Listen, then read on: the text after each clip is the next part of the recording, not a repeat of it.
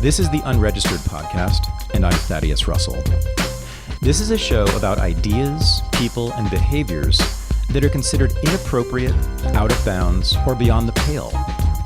The things you're not supposed to talk about if you're a school teacher, a college professor, a businessman, a politician, a parent, a neighbor, or even a podcast host. These are the things you're not supposed to say or even think if you're a good liberal, a good conservative, or a good citizen. Each week, I'll interview a person who has something bad to say. They might be a journalist or a professor. They might be a porn star or a drug dealer. They might just be an ordinary person with an ordinary job who doesn't care about the rules of polite society. I'm not interested in breaking the rules just to be a troublemaker. I'm interested in people who break the rules of conventional thought and to expand the scope of what is possible to say in our society. I'm interested in people who make me think. To make this show what it is, I have to talk to people in person, face to face, not on Skype or on the phone. That means I have to travel around the country and find recording spaces wherever I go. That's expensive. And so far, this show is entirely supported by the contributions of listeners. So if you want to keep it going, please do me a favor and go to unregisteredunderground.com. When you become a subscriber there, you'll have access to a private Facebook group where you can talk with me and with guests from the show. You'll also get discounts on Unregistered and Renegade University merchandise. So again, to support this show and to keep it going, please go to unregisteredunderground.com. It's hurricane season, which means it's also climate change debate season. I read a lot about climate change and the politics of it, and I follow all the fights between the so-called alarmists and the so-called deniers. But the best argument about climate change I've heard by far comes from someone who's not really on either side of the debate. Alex Epstein isn't a scientist or an activist. He's a philosopher, and he's also the president and founder of the Center for Industrial Progress. I interviewed Alex in Los Angeles just before hurricane season began.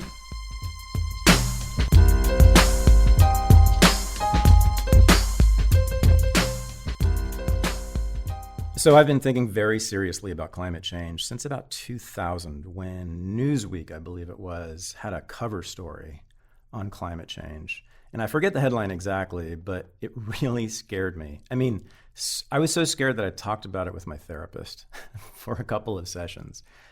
And I carried it around with me for months and months, maybe years. I really did think that the Earth was going to be largely underwater by the end of my life, or that other catastrophes would come. And then I started to notice that many of my friends, and at that time I was a leftist, sort of latched themselves onto this issue with great enthusiasm, sort of a perverse enthusiasm. And I began to notice that the language that they used looked a lot like the socialists and the Marxists I had studied and was still studying in the late 19th century, who said that capitalism would bring about its own doom, that capitalism was entering a crisis that would result in a worldwide communist revolution. Now, that was in the late 19th century. And then as a student of the American left, I had noticed also that what is called millenarianism, this idea that the earth will end at a certain point, which comes from Christianity, by the way, recurs in leftist thought, in particular socialist and Marxist thought, again and again and again, all the way through the 20th century. If you go back and look at pretty much any Marxist or socialist newspaper or magazine from about 1880 until the present, in fact, I guarantee you'll see a headline that says something like, "The capitalist crisis is here." And so I started to have questions about it. I realized that this was a lot of this was ideologically driven. And I started to ask questions about, just how scared should I be? And by the time it got around to sort of 2009, 2010, I was on Facebook and I was reconnecting with college friends, all of whom were hardcore environmentalists. They were anarchist environmentalists. They were sort of around the deep ecology movement, which basically argues that we are equal among the things outside of human beings and we should treat them as such. And I'd say within about a year, I had lost all those friends because not because I said that there was no climate change or global warming at the time. I said, look, if 97% of scientists think that this is happening, I'm sure it is, and it makes sense to me. I've seen the charts. It looks like the Earth is warmer than it was in the 19th century. And I would guess that it's at least partly man-made. But they were saying at that time, this was in about 2010, I don't know if people remember this, but it was very, very common for people to say that much of the United States and the world would be underwater by the middle of this century, the 21st century. By 2050, there would be a global catastrophe. And it's funny. I think a lot of people may have forgotten this, but that was a common trope in 2010, not long ago. And I just said, where do you get this? Where's the evidence for this? And simply asking the question lost me friends. And then it made me feel even more isolated than I already was politically. But in some ways, it was sort of the beginning of my march away from the left. And then I just continued to be very curious about this thing because the rhetoric was so, to me, millenarian. It really sounded Christian, and Marxist millenarianism is derived from Christian millenarianism, the idea that Armageddon will come, and this is in the book of Revelation, and then Jesus will come down and create a new utopia on earth. If you look at socialist and Marxist rhetoric around this, it's virtually identical to the Christian millenarianism. They just replace class struggle with the struggle between good and evil in the Bible, or other way around. So the thing was, I had questions, and I wanted them answered, and I would ask those questions online. I do my own research. And often, and this was almost every day for quite a while, it became sort of my hobby in a way outside of my regular work as a historian. I found myself on these websites that were poorly produced, that looked amateurish and cheap, that had sort of bad fonts and gaudy colors. And right there, that tells you, if you're a good liberal from one of the bi-coastal cities, that this is a bad person, that you're reading a bad person, and you should be at best cautious. But these were sites that were challenging all of the major or dominant claims about climate change. It was just the only place I could find anything that was skeptical at all. And the only questions I had were, how bad is this going to be?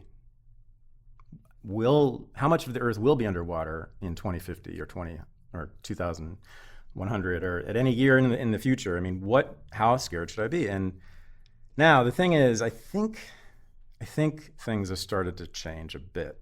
I think just in this year we can see Bret Stephens in the Wall Street Journal published an op-ed sort of asking the same questions I had. He said, I think he says in the article that, yes, I believe there is climate change. Yes, I believe it's significant. It's probably human-made. But the problem is that these climate change activists are so absolute in their belief that it is catastrophic that we cannot have a conversation with them. That's the problem. And that's been my problem for a long time. Then I came across this guy. I was just listening to podcasts about 4 years ago named Alex Epstein. And at first I thought he was just too much, too hardcore. He had a book out called The Moral Case for Fossil Fuels. And I heard him lay out the argument in the book. And even though I still thought he was a little weird and possibly a bad person, I couldn't resist the power of his argument. And he is not a denier at all. And he has a lot to say about that very question.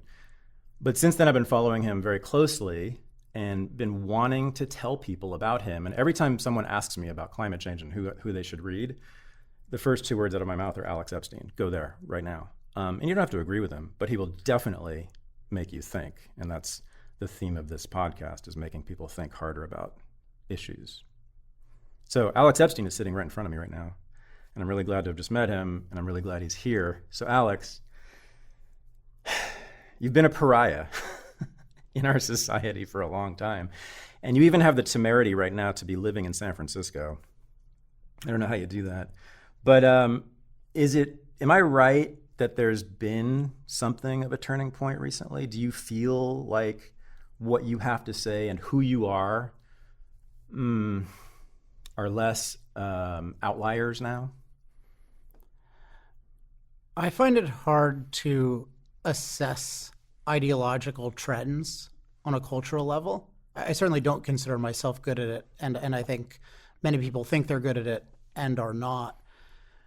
What I can say is that my own work has gotten a good reception from people. It gets an increasingly good reception.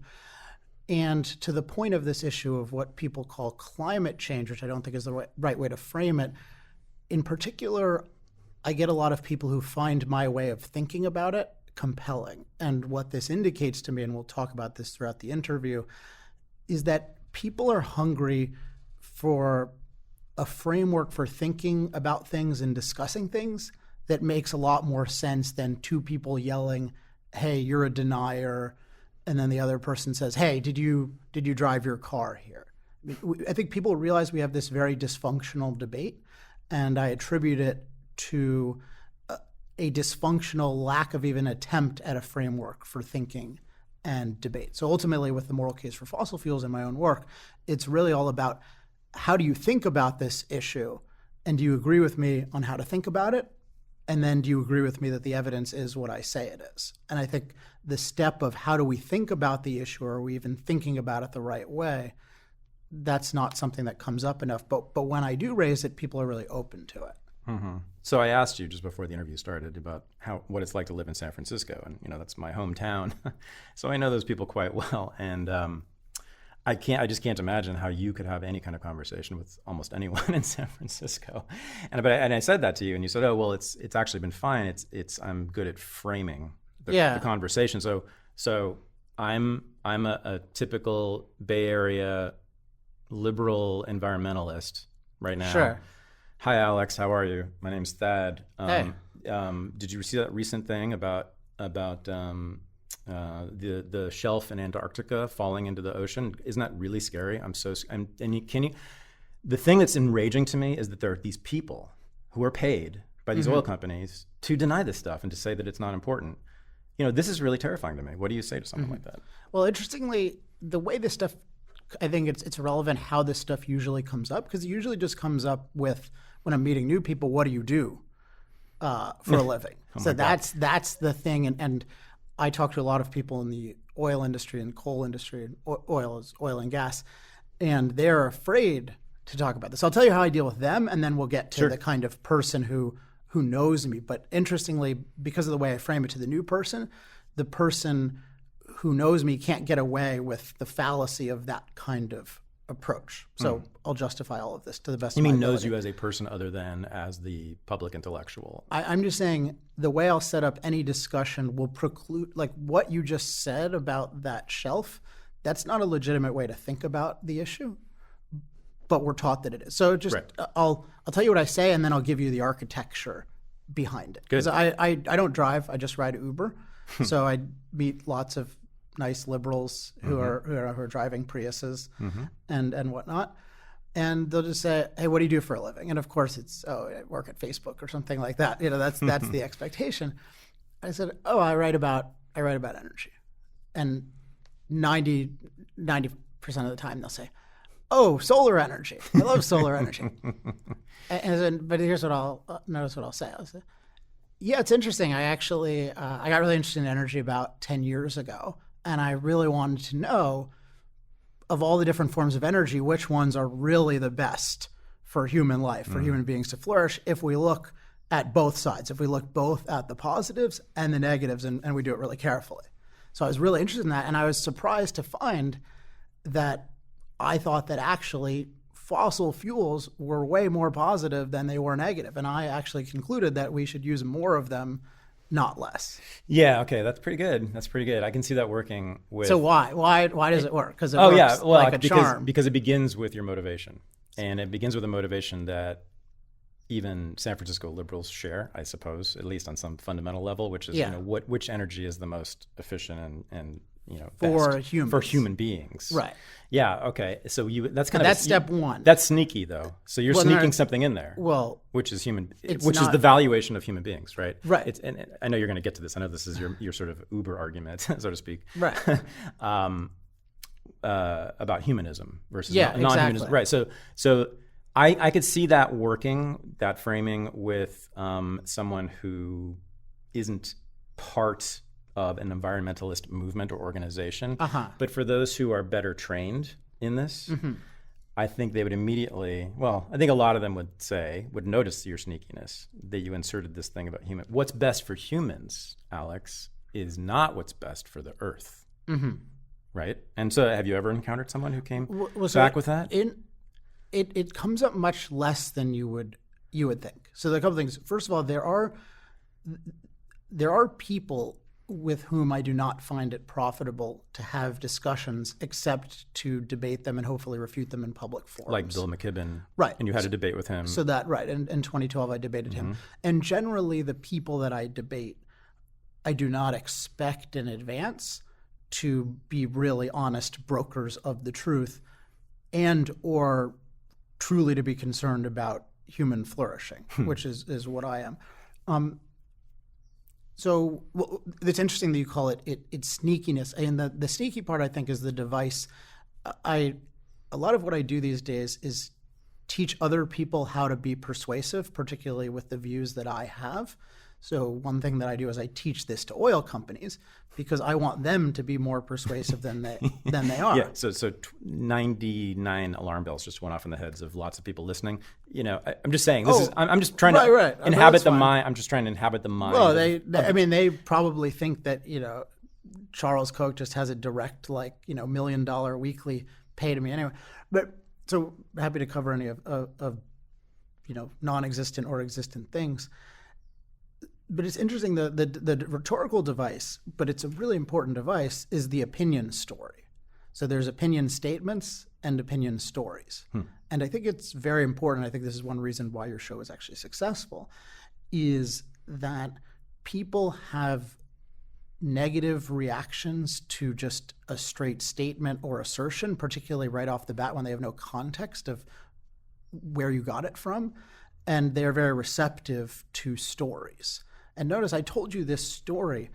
That story cannot be refuted except by saying that I'm lying about what happened in my mind, right? You can't say that I did not come to that conclusion.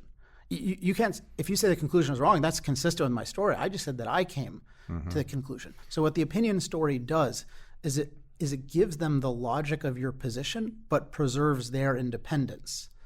So they can say, that sounds like an interesting journey. I'm kind of interested in how he got there. Versus I say, well, I've proved definitively that we should be using more fossil fuels, not less, which I more or less think is true. But even when I say this to the audience now, they have no reason to believe it, right? They don't know. It's irrelevant what I've concluded. It's my personal level of certainty is irrelevant. What I can demonstrate is relevant. And the easiest way to interest someone in me demonstrating it is giving them the arc of the story. So in that story, so that's the device, is the opinion story. And so the first thing that I'm establishing is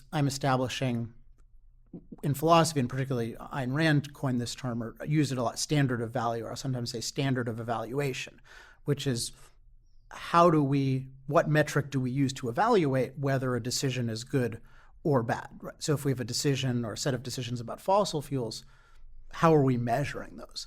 And most people don't think about how they're measuring them.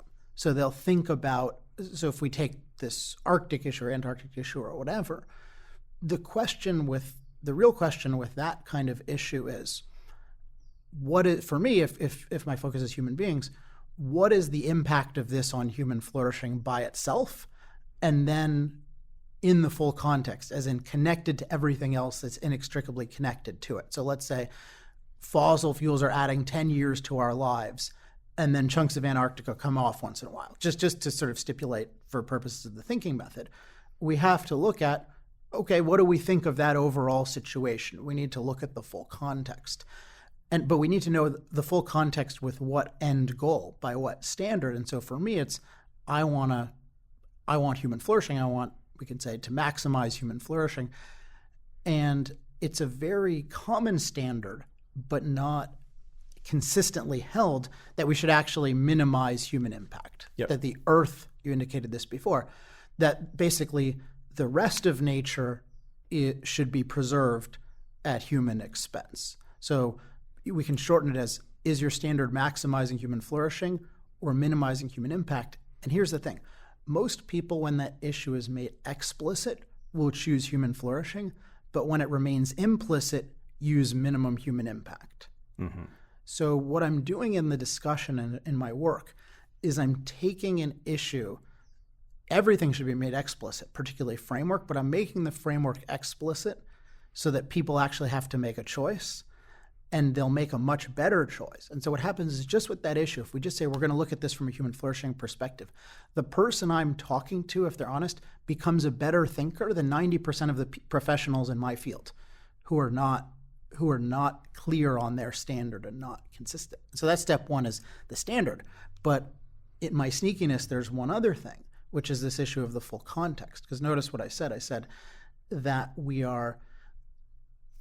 I wanted to look at the positives and negatives, and I wanted to look at them carefully, right? That's crucial, because I said, I wanted to find what's best, but in terms of, I want to find the best decision for human flourishing, but I need to define the best decision, which is the one that's best for human flourishing, but that incorporates the positives and negatives of all the alternatives, and that we do so carefully, as in, and I'll sometimes say, I want to know the difference between if it's a 2-foot sea level rise or a 20-foot. We need to know that, because that makes a huge deal. Or if solar is 1 cent more expensive than fossil fuels versus unreliable in a way that makes it completely impractical for billions of people, that's a huge deal. And by embedding this in my story, but also in the conversation, I get them to agree to two things. One is human flourishing as the standard, and two is full context as the decision-making process. So one is the standard of decisions, two is the process. So I model that in my opinion story, and then I have that discussion. And then all they can do is one is they can challenge human flourishing, and two is they can challenge full context, which no one has ever done, ever, even though they never use it. How many people do you know on this issue, like let's say this Antarctica issue, who look at the full context? When they see something like this, they say, okay, but what really is the magnitude of this? How much does this matter for what I care about? And what are the positives that go along with it? And what would it be like to lose those? Like if we could have a perfectly intact piece of ice in Antarctica, but a bunch of people died, how would I feel about that? So it's fascinating that it's so simple when you think about it, but nobody thinks this way.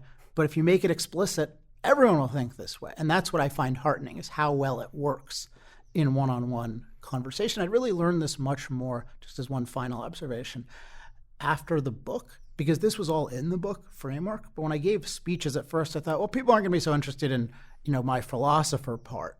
They want to know all these incredible facts that I discovered. And what I found was, for every audience, from students at Wellesley to CEOs of, let's say I'm in a room, and like a room of CEOs, and there's $500 billion worth of market cap. Everyone's interested in the framework. It has to be applied to an issue. I don't just go in and say, hey, I have a framework. You should listen. But when I say, hey, shouldn't we think about it this way? And the way we're thinking about it is wrong, and we're not really valuing human beings. We're not looking at the full context. How are we going to make a good decision if we do that? Everyone gets that, and everyone gets the idea. So I just find that so heartening that the framework is effective. So I've been teaching college students at elite universities for almost 25 years now, and what they do and what they typically do in classrooms is they build arguments, develop arguments, or they are trained how to build arguments about essentially political issues. And what I noticed is that what they never did in that process was include their own personal values. In fact, they weren't even aware of their own personal values. What do you value, you yourself, more than other things? What is your hierarchy of values, right? Do you want to be wealthy? Do you want to be poor? Do you want to live in a country with a welfare state? What is it? Do you want more sex? Do you want less work? Do you want, so I ask my students that all the time, and they are just dumbfounded. They don't know what to do with that question, which to me has always seemed like the first question to ask and to answer whenever you begin asking political questions. What do you value? What do you want from this? Instead, what they do is they start with morality. They start with a moral position that they've been taught, essentially, either through the culture or directly from a teacher or their parents or someone. And then they just set about applying or building a political argument, an intellectual and logical argument around that morality, or based on that morality as a premise, right? So I think that's what you're doing here. In a way, you have, well, I know you've done this in one way. I'm sorry, you've done the opposite of what my students have done. Mm-hmm. You have staked out your value. Right. And you begin your argument with this value. Your right. primary value, you have said, right, is human flourishing. Right.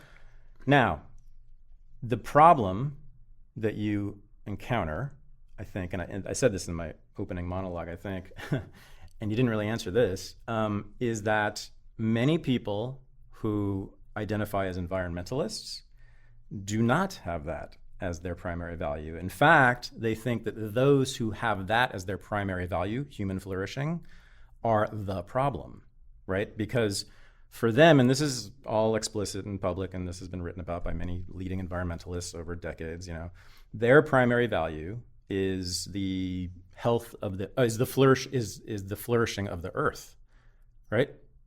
Nature outside of human beings. Mm-hmm. Am I right? Yes and no. You don't think that's what they state as their value? They do, but they dress it up. Well, of course. Well, okay. They yes. say okay. that let's make the best position. Let's give the best argument for minimizing human impact as a standard. Because if you look at it, it's an insane thing. Like if you just say, I'm going to minimize human impact. Imagine somebody said, my standard is I'm going to minimize bear impact, right? That's my standard. I'm going to minimize bear impact. Obviously, they want to kill all the bears, right? I mean, that's what you do when you minimize the impact of an organization. So their goal is to dehumanize the planet. That's what minimize human impact means. But how do they justify that? Oh, wait. So you do think that is a common belief or common value among environmentalists? Among certainly the leadership, but I'll go further. Okay. It's a common value, and people have to listen to the next part of this. It's a common value among most human beings in Western civilization. So then you have a really big problem. It's not just the environmentalists. Yes, but there's a question of what it means for it to be a value. So for me, what it means to be a value in the most important sense is that it functionally drives action. So this is a premise about what we should go after that's actually driving human action. So the idea of minimizing human impact is driving the action, including the voting decisions, especially the voting decisions of, easily 100+ million people in this country, billions of people around the world, in terms of things like we think that, let's see, what's an easy thing? Well, even just the assumption that, say, GMO must be bad, without studying it, just assuming that, well, if human beings are modifying things, well, that must be bad. This fetish of the natural, and the fact that you can make an unearned profit on just about anything by calling it green or natural. And in general, hostility toward development, the fact that it's considered totally okay that the government nationalized a third of the country in the name of preserving it from human beings, and that's considered noble. What are you talking about? Teddy Roosevelt. National parks. Yeah. Okay. But like a national park, like a park in the legitimate sense, whether it's a national park or not, is a place for human recreation and enjoyment. But to say a third of the country, just all these random trees in Alaska and these wilderness, that's a park. It's not a park for human beings, right? It's just cordoned off from. So what I'm saying is just that this, and we'll see it in or even the climate issue, the fact that the climate issue is defined as climate change. And so people assume, and they don't even say man-made, which they should for precision, but even the assumption that human change must be bad, and not just must be bad, but it is an enormous moral priority. If we're changing one molecule of the atmosphere, right, that's an assumption. It's not like people have studied it. All they hear is, oh, we're changing something. Obviously we shouldn't be doing that. So this premise of minimizing human impact is embedded in our thinking. And it exists on a continuum from people who have no idea what its consequences are, but are still acting in that direction to dehumanize the planet, to the people like Bill McKibben who are very close to acknowledging it. Mm-hmm. Or even someone like a Ted Turner who will say, oh, the planet should have 250 million people. I mean, what does that mean? What does it mean to say that, or the people who call human beings a cancer, mm-hmm. right? Because a cancer is in relationship to the organism you care about. Who has called human beings a cancer? Oh, that's the Prince Philip. I mean, I forget. It's a kind of common thing. Actually, people say it to me. Mm-hmm. They'll say, we're a cancer on the earth. Mm-hmm. And there are these pictures of an earth. There's this one that John Stossel showed when I was on a show where it's the earth with a frowny face and it looks sick. And it's got this thermometer and it says, I have a case of humans. Mm-hmm. But think about that. Well, then the idea is that you're anthropomorphizing the earth, except you don't regard anthro as good. so it's there's. I think it's important. Like, I don't just divide things into extreme and moderate. I think that's a way of not understanding how principles how principles function. Mm-hmm. So there are consistent, what we can call anti-humanists or dehumanizers, I think is the most accurate way. And then they're inconsistent. And my idea is that this ideal of dehumanization is present in most people's thinking. But for most people, the ideal of humanization is also in their thinking. So they're dealing with conflicting values. And my idea of making it explicit is that most people will choose the humanistic perspective. So that's why I say I can get someone who's thinking anti-humanistically to very quickly think humanistically. When you force them or ask them to choose between humanism and non-humanism. And when I even make them aware that they are making that there is a choice, yeah, right. And that it's an inevitable. Mm-hmm. I mean, it's a choice, and there's no choice over whether they're making a choice on that axis, whether they think they are or not. And you've had a pretty easy time of that. You've found that when you present that as a choice, most people respond as humanists. Yeah, I'm usually presenting it though in the context of a decision versus saying. When I talk about it as a whole philosophy, I haven't had much trouble, but usually I'm helping people think about a particular set of decisions involving energy. But the idea of this is the guiding standard, yeah, and a lot of the people who were Democrats and even people who used to identify as environmentalists who write me about how their minds have changed, it's always that. Because I guess I didn't give let me give the good argument for dehumanization or minimizing impact. The best argument, and this actually goes to one of your points about your students. One thing is, all thinking really ends and means. What are we after? How are we going to get there? And what you're saying is they're not identifying their ends, right? They're not, and they have ends. Their own ends. They're identifying cultural ends. But even there, they're a jumble. They're not clear. Oh, yeah. They're not consistent. There's not right. You mentioned but hierarchy. They don't even think they should have personal values. Right. In that way. That's an interesting moral issue. Or that their personal values shouldn't be included in any political discussions. Right. And part of why the jumble of ends that they accept culturally is so bad is because they think it should be disconnected from personal I call it the politics of self-interest, which is that's what I preach essentially. And they reject that outright. Mm-hmm. That everything's a moral question, right? Because we're all in this together. So we have to make decisions about politics with the whole of humanity in mind, don't we? Well, and this goes to their perspective. That's an interesting subject in itself. But with the Earth, let's apply this to the Earth because this is the best case for minimizing impact, which is they have these assumptions about ends that they don't question, but also these assumptions about means, particularly the nature of nature. So there's this idea, which I call the perfect planet premise, which is the idea that the planet, untouched, is nurturing.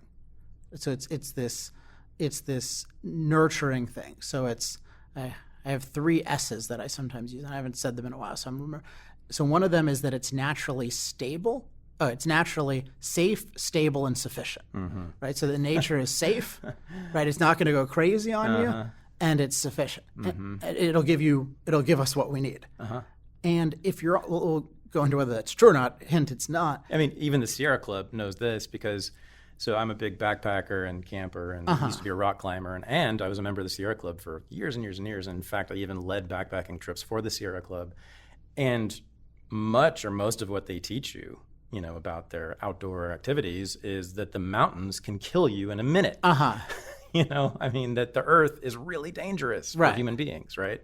So that's quite a contradiction. So that and I want to remind me of Sierra Club again if I forget, because they're connected to this issue of making it palatable to minimize impact. So what they're saying is, look, we've got this amazing planet.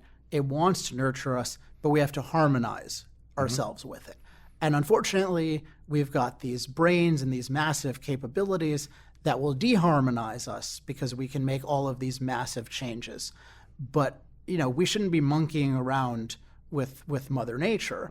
We need to harmonize ourselves. And therefore, our focus, if you're already being perfectly taken care of, if your environment is completely sufficient by Mother, then you shouldn't act. It's like Mises has this idea that you only act in human action. Mises talks about how, whether this is exactly true or not, this is what he says, that we kind of only act when there's some problem or some dis-ease that we need to act. Like there has to be something that we're not totally happy with that makes us act. So if nature's doing everything for us, we just got to stay out of the way, right? It's the Garden of Eden. It's Mother. Basically. It's Mother, yeah. And it's no accident that this is the Garden of Eden, by the way, the religious connection of that's how it's viewed. And so, we don't want to eat, we don't want to eat the fruit and get corrupted. And that's what we're doing when we do GMO and we add CO2 to the atmosphere. And we're so if this is your view of it's safe, stable, and sufficient, it makes sense to minimize impact. And so what they do is they trade on this view of the perfect planet, and they tell people, hey, look, it's not that I hate you. I don't want you to leave the planet. It's just that you can't impact it, and you'll be better off if you don't. So the reason I'm taking away your stuff and telling you not to do anything and taxing you and saying development is bad, that's really for your benefit. So it's the idea, if we focus on the planet, we'll take care of ourselves, just as the socialists and the collectivists say, if we just focus on the collective, individuals will be taken care of. And then you look and you say, well, no, if you do this, it's going to be really, really bad. That's not the way to help individuals, but certainly the way to help the planet is certainly not to do, and the way to help us is not to do nothing, because our ancestors for 100,000 years did nothing and lived very, very short lives and were very vulnerable. So it's wrong. But it's important that this is the premise, and because people hold this, again, they don't make it explicit. They hold it, this idea of nature and how nature works, that makes it plausible that, let's not change anything. So if people say, we should lessen our impact, oil companies all say this, we should lessen our impact. They think, that sounds good. What's the name of the guy? In fact, I think he lives in San Francisco, who wrote a book a year or two ago, and I forget the name of it, but it was something like Hot or Warm or Too Hot or something like that. And he's a journalist. I know you know this person. I just can't remember his name now. But it's an apocalyptic, forecast of what climate change will do. And it's the whole framing of it is his daughter. What this will do to his daughter and his daughter's generation, that she will live in a world of the reckoning. And he's been a leading environmentalist for a long, long time. I wish I could remember his name. I'll put it in the show notes. Maybe it'll come up at some point. But I see. So what you're saying is that that environmentalists like that often frame it as if they are humanists, as if they are concerned about their daughter and their daughter's generation and human beings. It's going to affect how this is going to affect human beings is the issue for them. But what you're saying or suggesting is that all of that actually proceeds from, and this is a word we haven't used yet, misanthropy, a hatred of human beings, or an anti-human position. Is that right? That's the psychology of minimizing impact. So that's okay. So you are now. I always am very, very cautious about psychologizing. No, what am I talking about? That's what this podcast is all about. Psychologizing people's politics. No, I know. What I do on this podcast is I talk to people face to face and ask them what they think the psychology of their politics is, and I think that's fine. What I am very hesitant to do is to psychologize the politics of people I don't know. Okay, so I don't know this guy who wrote this book. God damn it, I wish I remembered his name. But anyway, I don't know Bill McKibben. You probably don't really know Bill McKibben either, except as a public person. Am I right? There's an interesting question of how quickly I can assess a person. Oh, well, yeah. And how deeply you can assess them and how much you can assess. I feel like I have a good handle on him. Really? But it doesn't... Yeah, even though I probably agree with you on him, I wouldn't do it. I wouldn't do that. Well, yeah, there's a question Unless there's evidence. of how Unless much there's this... evidence. See, I don't think it... All I was saying was, I'm just saying, if you hold a certain philosophical premise, if you hold the idea that human beings are just basically destroyers of their home, they're these what I call polluter parasites. That's our basic nature. We're these self-destructive polluter parasites. That psychologically is going to go along with having a negative view of people. Right. Now, there's also the flip side question, which is important. Let's say that you, for various historical reasons in your life, have a lot of envy. There have been people who are superior to you. How attractive is it going to be to have a philosophy that says, hey, all those people who are doing all those things, they're the bad ones, right? All those people, building buildings and making money and achieving things, those are the bad people. And it turns out that you, who've done very little and felt inferior to those people, you're good because you didn't do anything. And the way you can be even better is just don't do anything. And you're their victim. So that, makes you even better. That's right. This is Nietzsche's concept of ressentiment, right? What's the translation? It's not exactly resentment. It's exactly what you just said, but it's a term that he essentially coined, ressentiment, which is it's what you said. It's the idea. I mean, it comes from early Christianity for Nietzsche, which is this idea or this belief or feeling, really, that those above us in society are the bad ones or the evil ones, and we are the good ones, the victims are the virtuous. The poor shall inherit the earth, right? And that those above us deserve some sort of punishment or retribution for what they've done to us, But it really but for Nietzsche, it really just comes from envy. That this is all just an expression of envy, that we want actually what they have, right? And we can't, because we can't have it, that envy turns to anger, turns to resentment, and then in many cases it turns to rage, and then in some cases that rage turns into murder. I mean, literally murder, right? Yeah. So, I mean, I basically agree with you that animates a lot of politics, and I have to say, a lot of liberal and more left politics. And a lot of them it's funny, this is a little bit of a tangent, but that's actually illustrative. I keep tabs on the socialist left still, in the last 12 of them. And I remember just one of them posted something on social media about like some, the latest incredibly expensive apartment in Manhattan. It was like for $10 million or something. And all they did was just posted the listing for this apartment and its price and said, God, look at this, how awful. And I said, what's awful about it? And they said, well, I mean, the rich shouldn't have things like, people shouldn't, there's no reason to have that much stuff and spend that much money on housing. And I said, well, this just sounds like ressentiment to me. And they said, yeah, what's wrong with that? They knew the concept. They knew that they were expressing an envy, but they still thought it was okay because they also talked about killing the rich. They were sort of making jokes about, lining them up after the revolution in front of the firing squad, which they do all the time. But just so people, I think people could misinterpret us. I'll just speak for myself. I'm just saying it's very important to think about philosophy and psychology aren't two just separate compartments in your mind. So you have ideas about what the right way to live is, and you have your whole set of emotions, and those are very, very interconnected. And it's important to examine both. How does a certain, again, with this idea of minimizing impact, how does this affect a psychology? How is this going to affect my view of human beings, other human beings? How is it going to affect my enjoyment of life if I think that all of our technology and industrialization are bad? But also the reverse.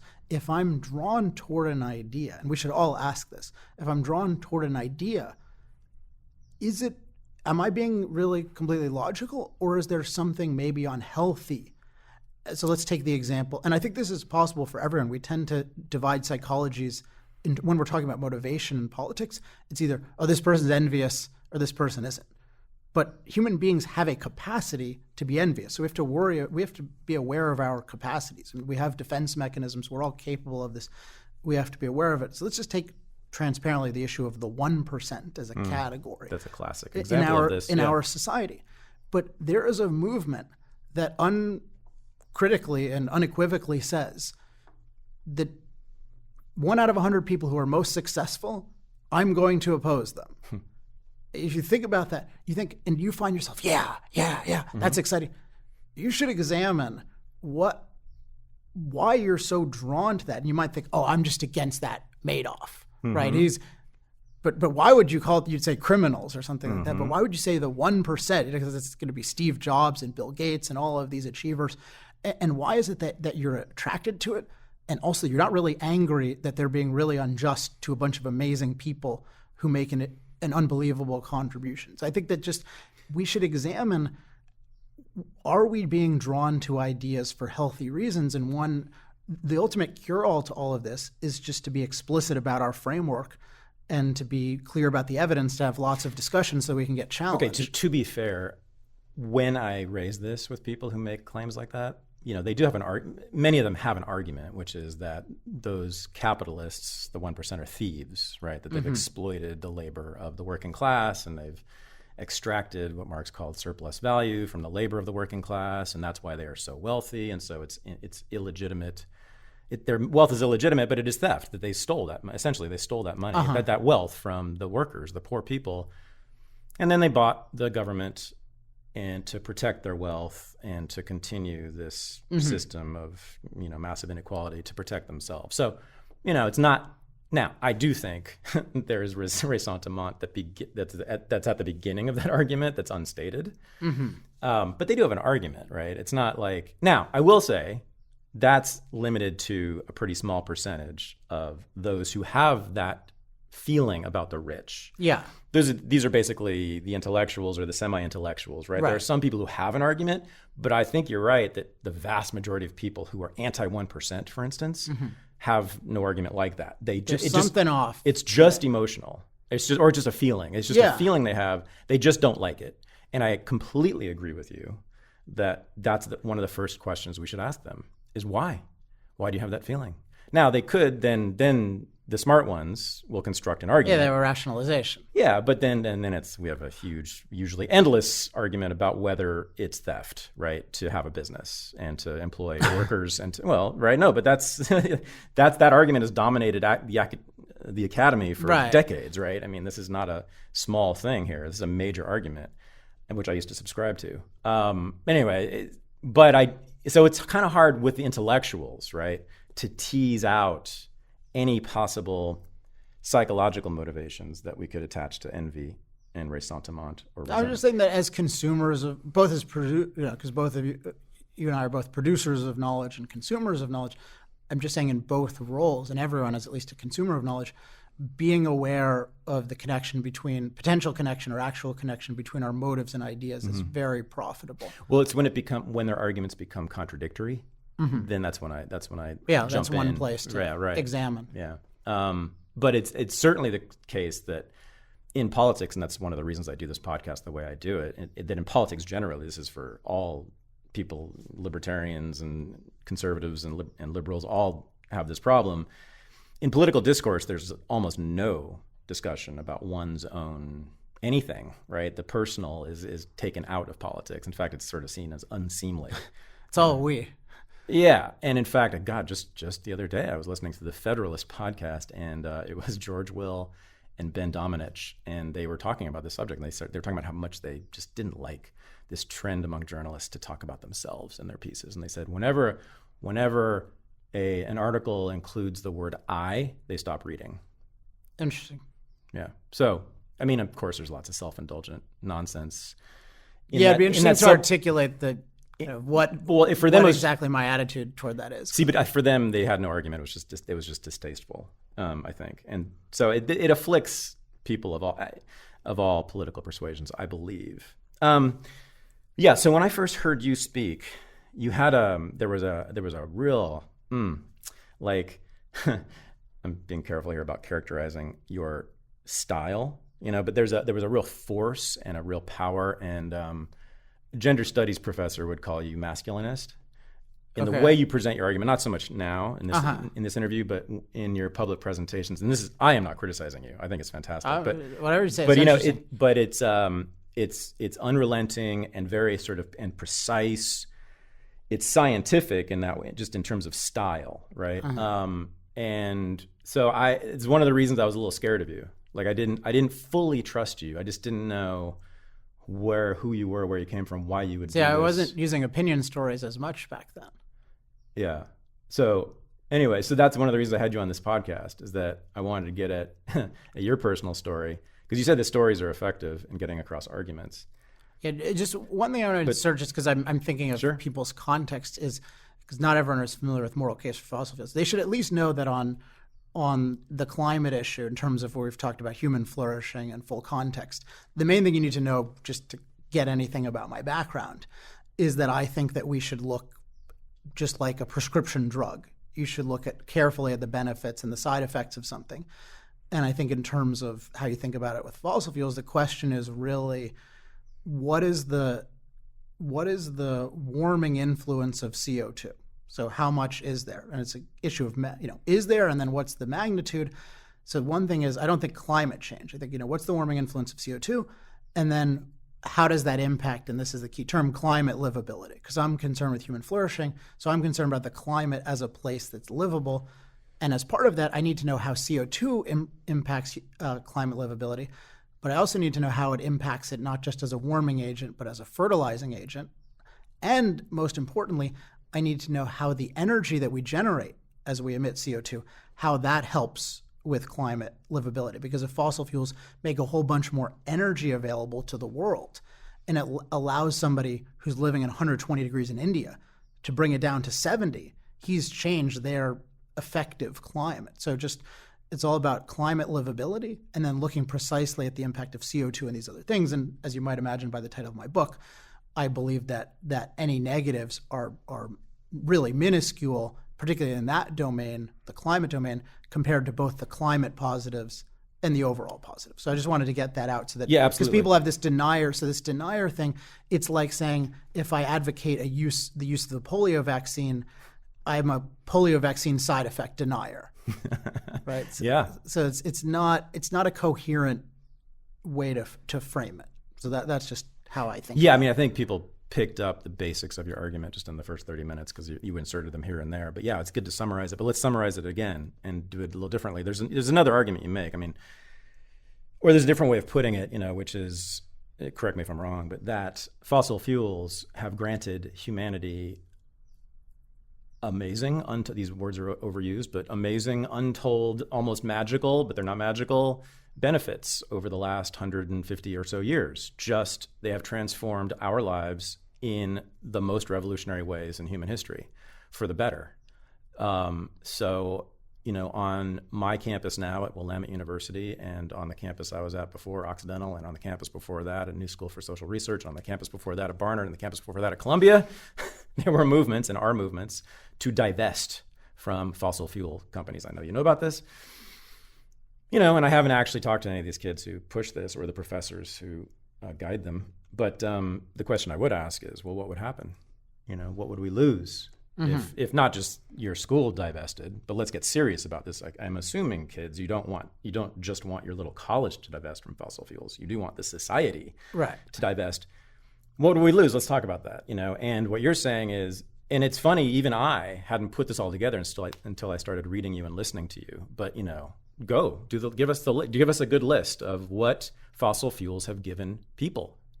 Well, it's important that it's not just what they have given, but that they are the leading source today, what they're giving us right now, and what people are counting on them giving us next year and the next year and the next year. Because sometimes people who support fossil fuels, they'll just talk about the past, and they'll act like fossil fuels were a great employee and let's give them a gold watch, but maybe let's replace them with the new generation, which they call renewables, which itself is a mess of a term, because it equates the unreliable renewables like solar and wind with reliable things like hydro that the environmentalists oppose, because they allegedly make too big of an impact.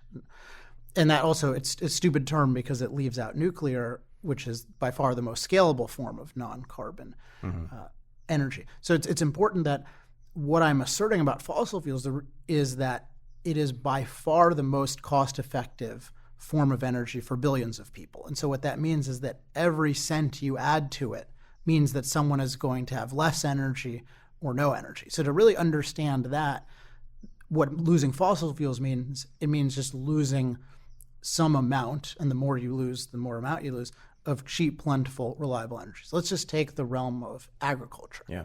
So agriculture, modern agriculture is miraculous, and it's miraculous even by the standards of several decades ago, where authorities like the New York Times told us that we were going to starve at populations of 3.5 billion people. So you're talking about the Paul Ehrlich population bomb argument right, but there are many of the people, 1970s? Yeah. Yeah. A lot of people just don't know this, but yeah. Oh, yeah.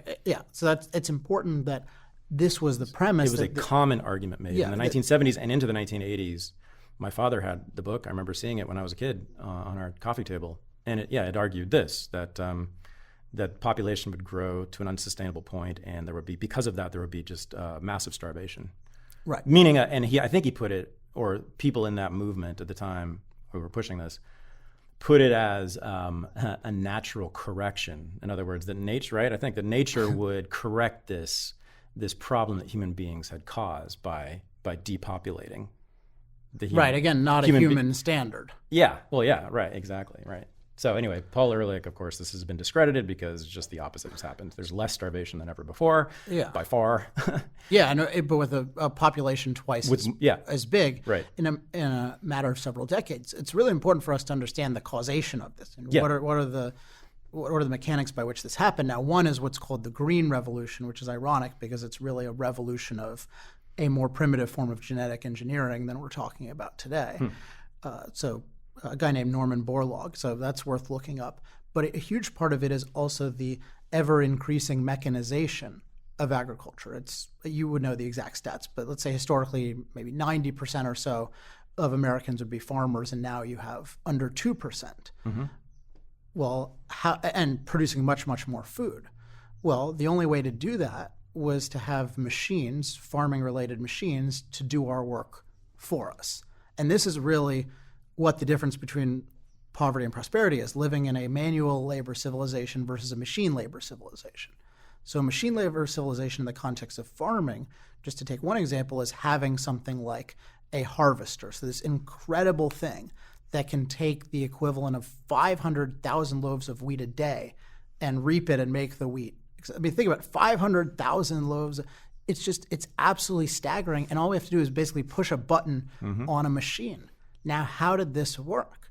Well, part of it you had to build a good machine, but the machine, just like a human being, needs calories, and you need to get it calories that have a couple of attributes. They need to be affordable, they need to be reliable, and to be plentiful. And in the case of something like a harvester, they need to be very portable. So you need a unique kind of energy that can hold a ton of energy in a very small space at a relatively low weight. And by far the best form of energy, the almost universally used form of energy for this, is some sort of liquid hydrocarbon fuel, to be technical about it, which is diesel fuel or oil. Because this is, of all the forms of energy ever developed, with all of human ingenuity, nothing has been as good as this liquid fossil fuel-based thing in terms of powering this harvester. So then you say, I want to divest, right? I want to divest. What you're saying is all those people there that we're paying to run our harvesters, like every day they're getting up, they're drilling, we're saying we want the best form of energy for our harvesters because we really want to eat. That's an important value to us. So we're paying you. They're basically saying, actually, we're spitting on you and you're evil, and actually we want all your companies to go out of business. Mm-hmm. They're saying more than that, aren't they? They're saying that people should not be eating that food. That's bad food. You're right. Not only that, what that's done, Alex, maybe you're not aware of this, it's allowed people to sit in apartments and watch TV or play video games all day long, right? Because they don't have to farm anymore. Right. Now that, and you know this is, and anybody on the left who's listening, you know this is what you think. That's bad. That's not a good society. Mm-hmm. We have come to a place where we are living in a bad society, and this is almost global. So wherever the Green Revolution has gone, it has resulted in that. So if you go to the cities of India now, which used to be just full of poor people, now you'll find lots and lots and lots of people there sitting in apartments all day long, watching TV or playing video games and eating your loaves of bread that were produced by machines, Right. not by their own hands. Yeah. Well, look, so here's the problem. There's many problems there. One is that they are now divorced from nature. They don't go outside anymore. And this is true. With the advent of air conditioning, it's certainly true. Also, by the way, a new thing enabled by fossil fuels also, right? So now they're no longer in nature. They're no longer making their own food. That means they no longer have any connection to food. They don't understand how it's made, how it's produced. Their identities are completely divorced from their food. They used to make it, grow it from the earth, and it was theirs. They owned it, and then they ate it. It was a fulfilling experience, and now they no longer have that. Mm-hmm. They live in these controlled environments, hermetically sealed apartment buildings and in office buildings where they never smell the fresh air. They no longer know what it is to be in nature, which has caused this tremendous alienation among people. Alienation from nature, and because of that, from themselves, because everything that they consume is produced outside their little apartment. Mm-hmm. And they just bring it in and then consume it. So what we have is another thing. It's called atomization. People have been made into these discrete atoms with no connections to one another. When you're watching TV or playing a video game, you're not talking to other people. You don't have to be in the presence of another human being. Okay, so your green revolution is one of the major causes, not the only one, but one of the major causes of this world we live in which everyone is staring at a screen and no one's talking to each other. Mm-hmm. It's a dystopia, Alex. Mm-hmm. So what do you have to say to that? Well, I'm not staring at a screen. What's that? I'm not staring at a screen. I know. I was pretty good, right? But That was a pretty good summary. I wasn't sure. Like, I thought you were owning it. I thought it wasn't yours, and then I thought, wait, is this your view? So let me tell you something about this. So why was I so good at that? One reason is that I don't know if you know, but I was raised in a Marxist family in Berkeley, California in the 1960s and 70s, and then I went to an anarchist college, Antioch, which had the deep ecologists in it, and they sort of dominated, by the way, the politics of that college at the time, the 1980s. So I was around all this stuff and like really radical environmentalism. And then I went to Columbia and got a PhD, and of course it's all liberals and leftists, et cetera. And I've been among the academic left for my entire life, from birth to now. I'm 51 years old. Here's a little fact for you. I had never heard of Norman Borlaug and the Green Revolution until about 2 years ago. I have been studying politics, contemporary politics, and immersed in that world every day for 30 some years. Got a PhD in social science from an Ivy League university. I had never heard of Norman Borlaug until 2 years ago. I'd never heard of what the Green Revolution, the agricultural Green Revolution did to places like India and sub-Saharan Africa and the poorest places on earth, how starvation has been almost eliminated, how what we call extreme poverty, and in many cases poverty, has been reduced by radical amounts just in the last 20 years. I didn't know this. I mean it. I didn't know this until about 2 years ago. It's stunning to think about how much is kept out of that world that I inhabit, sort of the academic, media, left world. Mm-hmm. So when I did find out about it, and in particular, this radical reduction in global poverty, which is just amazing, I said, oh, well, I wonder what the nation has said about this, because the dominant argument about why that's happened is markets and technology. And then Alex Epstein comes along and adds fossil fuels to that. Those are the three things, and trade. Those are the four things that have created this incredible change in the lives of the poorest people on the planet, who we are all supposed to care about a lot. Markets, trade, technology, and fossil fuels. So how is the nation going to come back at that argument? How is Mother Jones going to come back at that argument? How is the Progressive magazine out of Madison, Wisconsin, it's been around for 100 years, going to come back at that argument? So I looked it up. I went to those sites and I typed in those terms, and I kept typing in those terms, and I kept typing in those terms, and then a week later I typed them in again, and then 6 months later I typed them in again in all those sites, and I still have found not one mention of the fact that global poverty has been reduced radically in the last 20 years. It's amazing how good they are at this. Well, when you're talking about that, one thing that occurs to me, if you just take the journalists, because the journalists, their responsibility is to keep us abreast of the most important events in the world. And this goes to the philosophical issue of what's our standard of importance. And you certainly have heard many reports, I would imagine, about climate change being a problem, right? Oh. There's no shortage of daily. them. Yeah. In the third world too, especially. The New York Times, has this sort of regular, I think it is a regular feature, even as a title. I think it's every week or every month, where they go to some far-flung little corner of the planet. It's usually like an island off the coast of Alaska, or it's like in the South Pacific, someplace no one's ever heard of. And they talk about how the sea level has risen, 3 feet in the last 10 years, whatever, and that all these people are panicking and they're all going to have to leave. And this is, of course, is a consequence of climate change. Of course, if you keep reading the article, I'm a big fan of these. I've read all of them. I'm obsessed with them.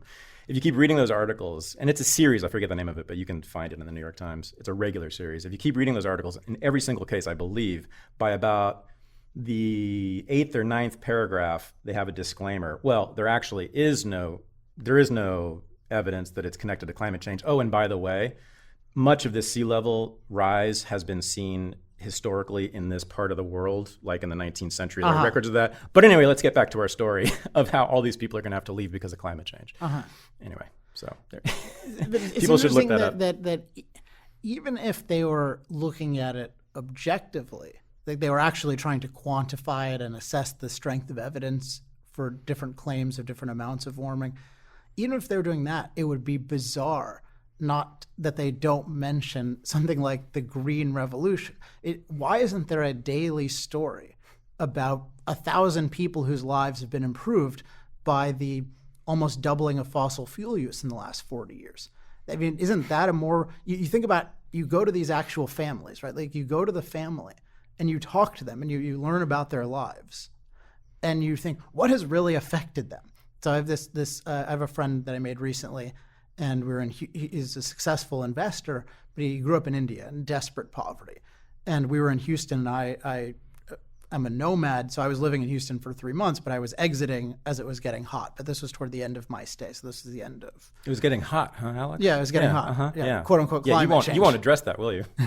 Yeah, no, I do. You'll just ignore that fact, won't you? This is my climate change in Houston. It used to be just a cool... Hot in Houston. Do you have an explanation for that? And humid. So I just said, God, this is horrible. Like, how can you live here? And he said, well, when I grew up in India, it was 120 degrees and we're sitting by this fan that barely works and we're competing to get in front of it. And I just had this flash and I thought, okay, this is what everyone else is saying is basically our goal should be to get him to 119. And my goal is to get him a damn air conditioner. Who is the more moral? Who has the more moral aspiration? Like they're the nature worshipers who just think, oh, it should be, if we hadn't been here, it would be 119. So let's get it to 119 versus let's make it comfortable. All right, let's unpack this humanism thing because I am not a fan of that term, although I think I might like the way you use it. But aren't you making universal moral claims here when you talk about humanism? Or how do you define that? Well, how do you define universal moral claims? Certain things are good or bad for all people at all times and everywhere. So like a collective. A universalist claim about what is good or bad. So there are a bunch of potential things there. I'll tell you what I find problematic about humanism and then what I find important about it, and then tell me if that covers it. Well, let's start off with the legitimate use. So the legitimate use, I believe, is not as an overall philosophy of life, but as an environmental philosophy. So if you think of an environmental philosophy, it's really how do human beings relate to the rest of nature? And an environmentalist in this context is one who puts what they call the environment, which is the rest of nature, as their primary value. And in contrast to that, I say I am a humanist. So somebody says I'm an environmentalist, I say I'm a humanist. Now this is almost a modern aberration. In 1776, there's no need to say, I'm a humanist, right? Nobody's an environmentalist. Nobody says, hey, those forests we need to clear to live, those actually, they should be preserved. Well, but the Declaration of Independence is a humanist document. In fact, it's one of the first humanist documents in a way, right? But it doesn't say humanist. It says all men are created equal. So that's a universal moral claim. Well, okay, but Because it's not just all men are created equal. It's saying that all men should be treated as equal. I mean, that's of course the subtext, right? Yeah. Right, but I'm just saying. So I'll give you why I don't use it in other contexts. I'm saying there needs, for something to be a good principle for me, it needs to be consistently the right thing as against consistently the wrong thing. That's why I don't like moderate and extreme. So I want to formulate the principle in a way that I can uphold it consistently, and it's consistently good. So I think that covers in environmental philosophy, humanist versus environmentalist. But in normal life, with the rest of life, what does it mean to say I'm a humanist? Because what's the contrast? Right. And often when people call themselves humanists historically, that's often involved collectivism. Mm-hmm. So people say, for instance, secular humanist, or there's been this package deal of being secular and being collectivist. So a lot of what people call themselves secular humanists are socialists, or historically were socialists, and then but then it's... I mean, there's lots of, what we call liberals who are secular humanists. In fact, I'd say that what we call liberalism now is a form of secular humanism, isn't it? I mean, again, they want to reshape the whole world to help all the people, and they know how to do it, and they know what's best for other people. But it's been, in the last 4 decades, it's been overtaken by environmentalism. So it's not the vision of let's make all of these factories available to the workers so that they can be more prosperous, right? It's let's shut down the factories so that the trees can be more undisturbed. Well, okay. I mean, there are varieties of liberalism, of course. I mean, there's the Clintonian liberalism, which is getting a little weedy here, but which is they're pro-development in certain ways, but it needs to be somewhat state-controlled, state-managed. So I mean, I guess if we're talking about the left, meaning the more socialist left, yeah, I agree. But I'm saying that, and the environmentalist left is what you're talking about. But I'm saying now. Environmentalism exists as an operating premise to various degrees in almost everyone. So even among conservatives, they accept like environmentalism operates in their thinking, and I'm saying with people call themselves liberals, which is a problematic term, but it's definitely operating in most of their thinking. So there's this old left, new left distinction. So however legitimate that is, a lot of that is related to the relationship to environment, because the old left is very pro-industrial. That's right. And the new left Excellent point. is anti-industrial. Yeah. Don't let me forget, let's get back to humanism for a second, but another historical digression, but I think it's very useful. What you just said is completely correct. The old left, the pre-1960s left, meaning usually the Communist Party USA in this country and the Socialist Party of the United States in this country, right, which was a pretty significant movement, obviously never dominant, but it had millions of people in it over the 20th century. There were millions of Americans who were formal members of either the Communist Party or the Socialist Party in the 20th century. And you're totally right that when environmentalism became a thing in public discourse in this country in the 1960s, they were almost universally either hostile or skeptical of it, didn't like it because they were all about, as you said, industrial development, industrial production, out from the sort of Soviet model, the Marxist model, which is we've got to develop, capitalist industry must develop fully before we can have the complete proletarian revolution. We don't have a proletarian class without industrial capitalism, and the proletarian class will be the bringer of the revolution. So they had this funny thing about having to go through capitalist development to get to the revolution. So yeah, and they didn't like it also because, why didn't they like it? I mean, I guess that's why, but also, it's actually a good question. I bet someone's written a dissertation on this about how the old left responded directly to people like Rachel Carson and Silent Spring in the 1960s and to the Sierra Club and David Brower. I don't know. But well, there's still a conflict. I've been talking to unions recently, which has been an interesting thing because we have very different political views in many contexts. Oh, wow. You've been talking to unions? Yeah. Labor unions? It's amazing. Well, because there's this, so this goes to humanism versus environmentalism. So within humanism, so once you say that in some form or another, human beings are my priority, there are these distinctions that are very important, such as, do you have an individualist view or a collectivist view? And I have the individualist view, and I actually think the collectivist view is ultimately incompatible with really valuing human beings. But that's its whole separate discussion. And then within that, there are political views, right? Like freedom versus statism and different elements of the continuum. So historically, people in unions have definitely more collectivism than I do, and definitely more statism than I do. But we're allies in the sense that we're saying, Oh, even to get to right. start on this, we have to value humans. So if basically everyone is valuing, like it would basically, actually, I never thought of this, but this is exactly what it is. You think of like a bunch of aliens are invading Earth, and we have lots of different policy disagreements on Earth. But our number one agreement is we're not going to let the aliens kill all of us. And so the environmentalists are the aliens, right? I mean, functionally, they want to do the same thing. They want to eradicate us from the Earth. Yeah, it makes perfect sense that you've been talking to unions, of course, because they, in effect, have been the vanguard, you could say, of the counter-environmentalist movement for the last 60 years or so, right? I mean, they're the ones who understood that their jobs were on the line. Yeah, it's very visceral. So I was, when I kind of was involved with the environmentalist movement, I wasn't really involved with it, but I was kind of knew a lot of people who were in it, sort of was around it, I guess. In the 1980s, the big issue then was the trees in California and in the Northwest versus the loggers, that we have to save the trees against the loggers. And then, oops, we found out it wasn't just the evil capitalists who own the logging companies who oppose us.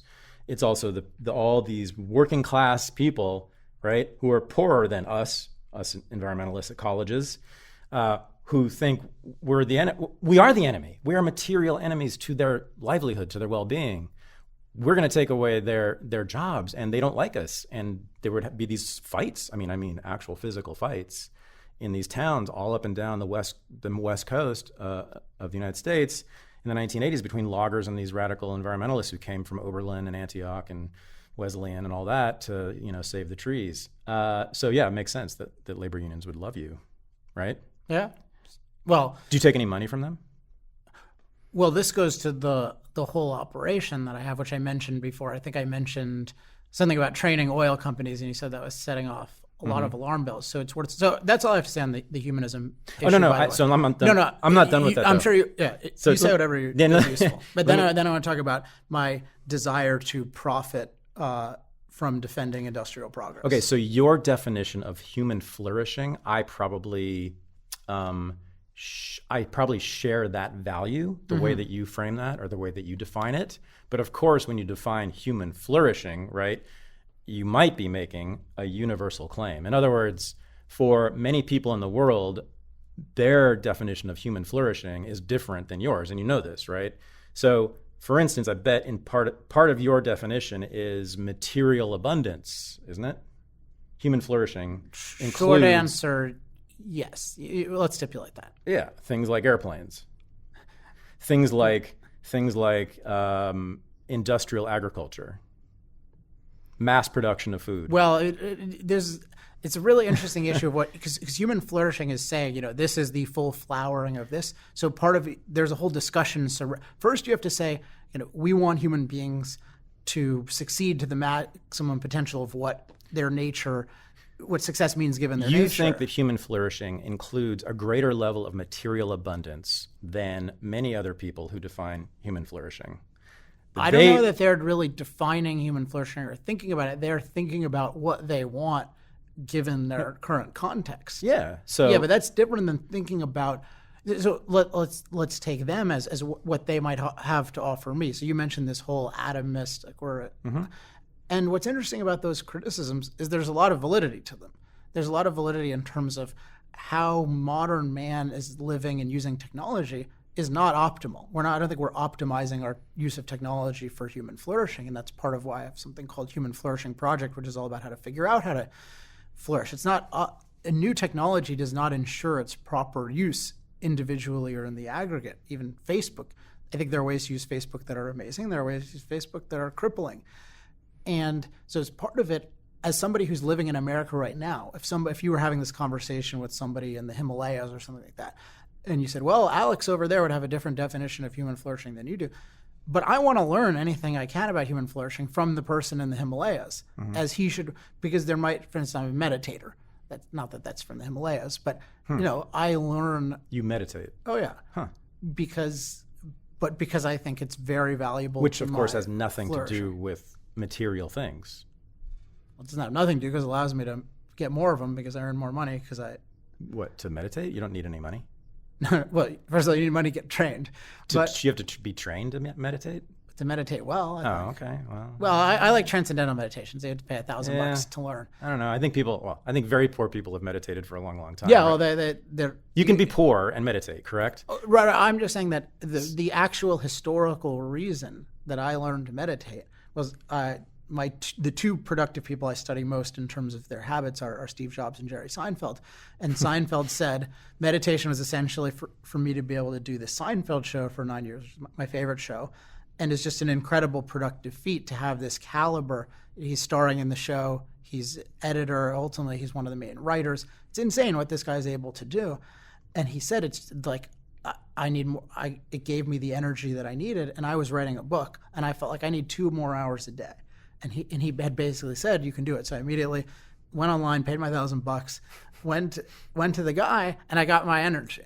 And it's amazingly useful. So full disclosure, I use Headspace, and I pay an annual subscription fee for Headspace. It's a meditation app. Oh, I know what it is. Yeah. It's I love it, and I highly recommend it. But yeah, it does cost money. So you don't have to be. So but I'm saying it enabled me.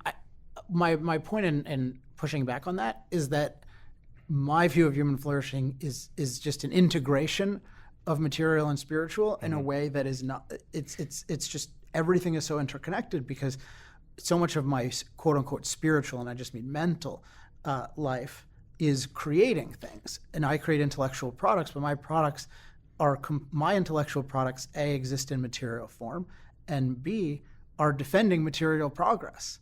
So there's just all of these interconnections. So that's how you define your flourishing, right? Right, but so to study human flourishing is to look at kind of systematically in terms of the integrated factors that can comprise a life, all the different things that comprise a life. What are there common like systematic arrangements of those things that work really well so that at the end the person is really happy and prosperous? So now you're scaring me a little bit. The use of the word common.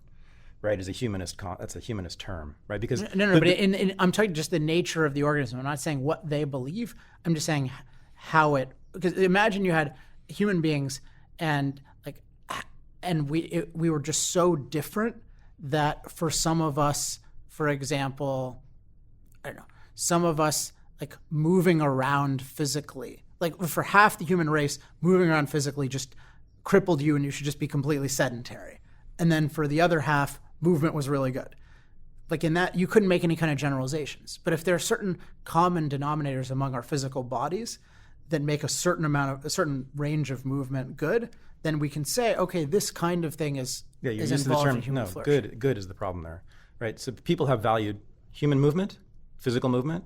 For instance, people have had very different values, antagonistic values about human movement. Here's an example: the automobile. You probably know this, right? The dawn of the automobile in the early 20th century, there was a panic about automobiles. People thought this was going to be the worst thing in the world. Yeah. Why? Because it allowed their children to go off into the woods and have sex in the back. I don't mean that kind of movement. I just mean like physical exercise.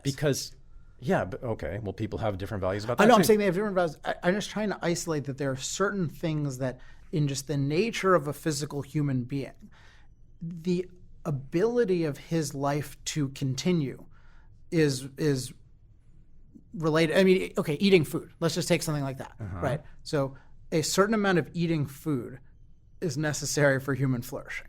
So that's the No. So no. Okay. This is okay. So I want to know about these non-food eaters. It's funny, like you're sort of So first of all, your definition of your flourishing sounds almost identical to my definition of human flourishing. So we're very much on the same team here, I think. I don't think you're understanding your enemy. Okay. So although you do, but then you say things like that, which confuse me. So you know that many people, not just environmentalists, think that material abundance of any kind is bad, not good, for human for human flourishing, that it makes us flourish. We flourish less the more that we have. We flourish less the more that we have. As a generalization, that's insane. So. You have not heard this? No, I've heard it, but it's completely sloppy thinking. But it doesn't matter. I know, but that's their value. That's their stated value. That the more I have, You've heard, you went to Duke, right? So Yeah, you've met people like I this. live on the planet. Yeah. Yeah, I and you know- live I in San know this. Francisco. So, I mean, I can't even tell you how many people I've known personally and seen in public There's say just something- that. But so much of what's necessary It's better, is to Alex, think clearly. Alex, you know that many, many, many people in our world, in America now, believe that it is better to be poorer than we are now. Poorer materially. They believe that. I gave you the whole argument for what happens when we become wealthy. We end up sitting and looking at screens and we don't talk to each other, blah, blah, blah. So I think it's a sloppy. There's know something that. to it, and it's sloppy. But That's my view of it. But I know, but you can't just say that. So I guess what I'm saying is that's like a bedrock thing or a brick wall you're going to hit again and again and again, so long as those people have that value, because there's nothing you can do. There's no argument you can make, am I right, against that. If that is what you value, and by the way, there are religions that hold that. Right. Like, well, here's one, Christianity, right? Here's another, much of Buddhism. That's their value. It's a central value in both Christianity and Buddhism. Asceticism, it's one of my favorite words, right? You'll find that at the heart of Christianity and Buddhism, right? They value poverty in a sense. They think that all material wealth for human beings is the creation of Satan. That's what that's early Christians and Christians today believe that. Mammon, right? It's the devil. It's the god of wealth. Yeah. And then it's taken secular forms in progressivism and socialism. The more we have, the worse we are. Now, they don't say we should starve to death, but anything above subsistence, they're at least skeptical of. Come on, you know what the left has been saying about luxury for more than 100 years. Yeah. And they're not the only ones who have this instinctive hatred of luxury, even though they really want it. But like, go to a baseball game or an NBA game or an NFL game and sit in the stands and listen to how the people talk about the players as people, everyone knows this. You will hear complaints about how that guy, how much money he makes, and he doesn't deserve that, and it's ridiculous that we pay this much money to so-and-so. Did you see him wearing that fur coat and taking that and driving that Bentley? And he doesn't deserve that, right? This is very, very common. So, that's, if they value that, if they value poverty, right? And many people do, not so much the people at the NBA games, but certainly people on the left, certainly environmentalists, they value poverty. That's at the root of it. Well, environmentalists, yes, but others are different. Can you make an argument against that? I don't think you can, because to me, personal values are autonomous. There's nothing you can do about it. It's like a belief in God, right? I can't argue against that.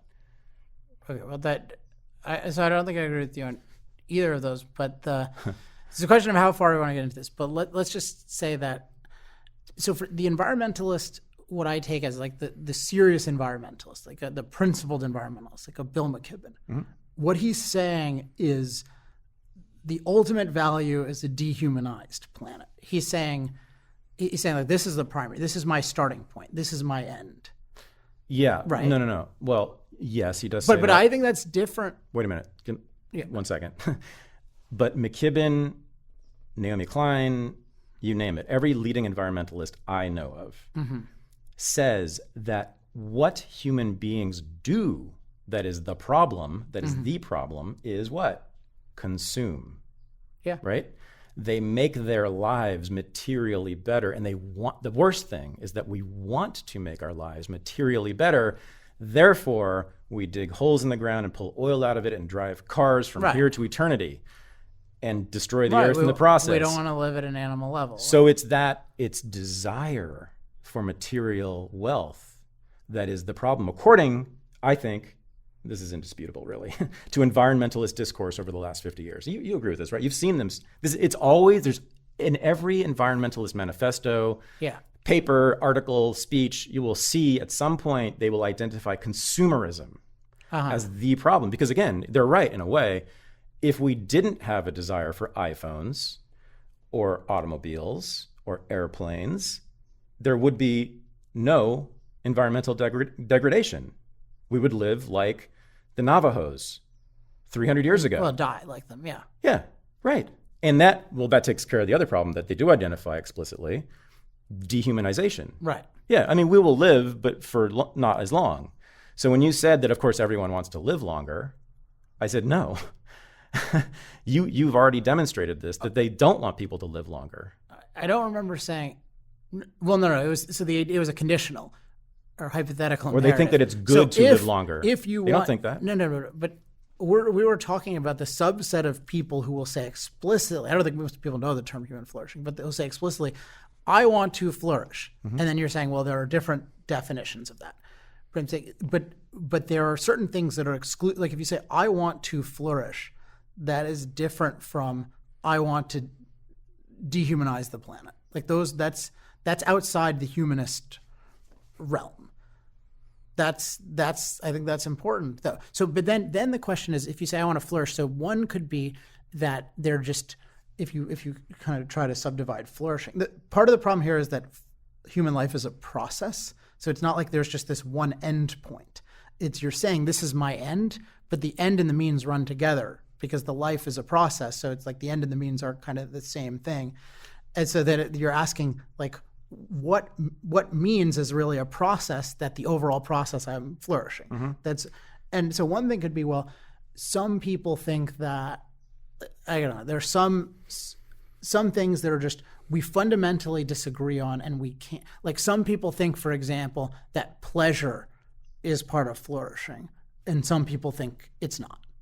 Okay, so again, so I love pleasure, okay? Physical, sensual pleasure, you mean? That kind of pleasure? Like sex? Yeah. Yeah, okay.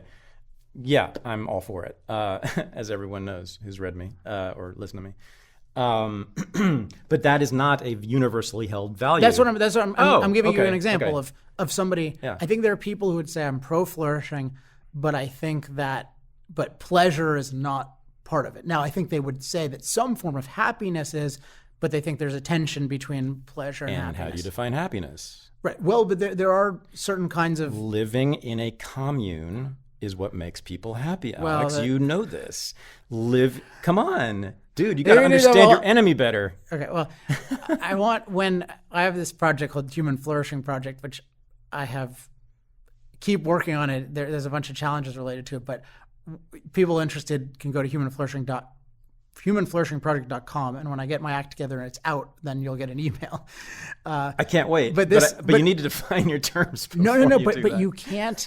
No, but it's interesting because it's a fundamental term. There's a sense in which, because to flourish means to flower, right? It's the full potential of the organism. But that itself, I can give you like what I think that consists of, but you need to study the organism and debate different things. And there are certain things like, are there certain ways for the organism to act that I think ultimately happiness is a crucial amount of it, that allow for it to physically exist and to enjoy itself while existing.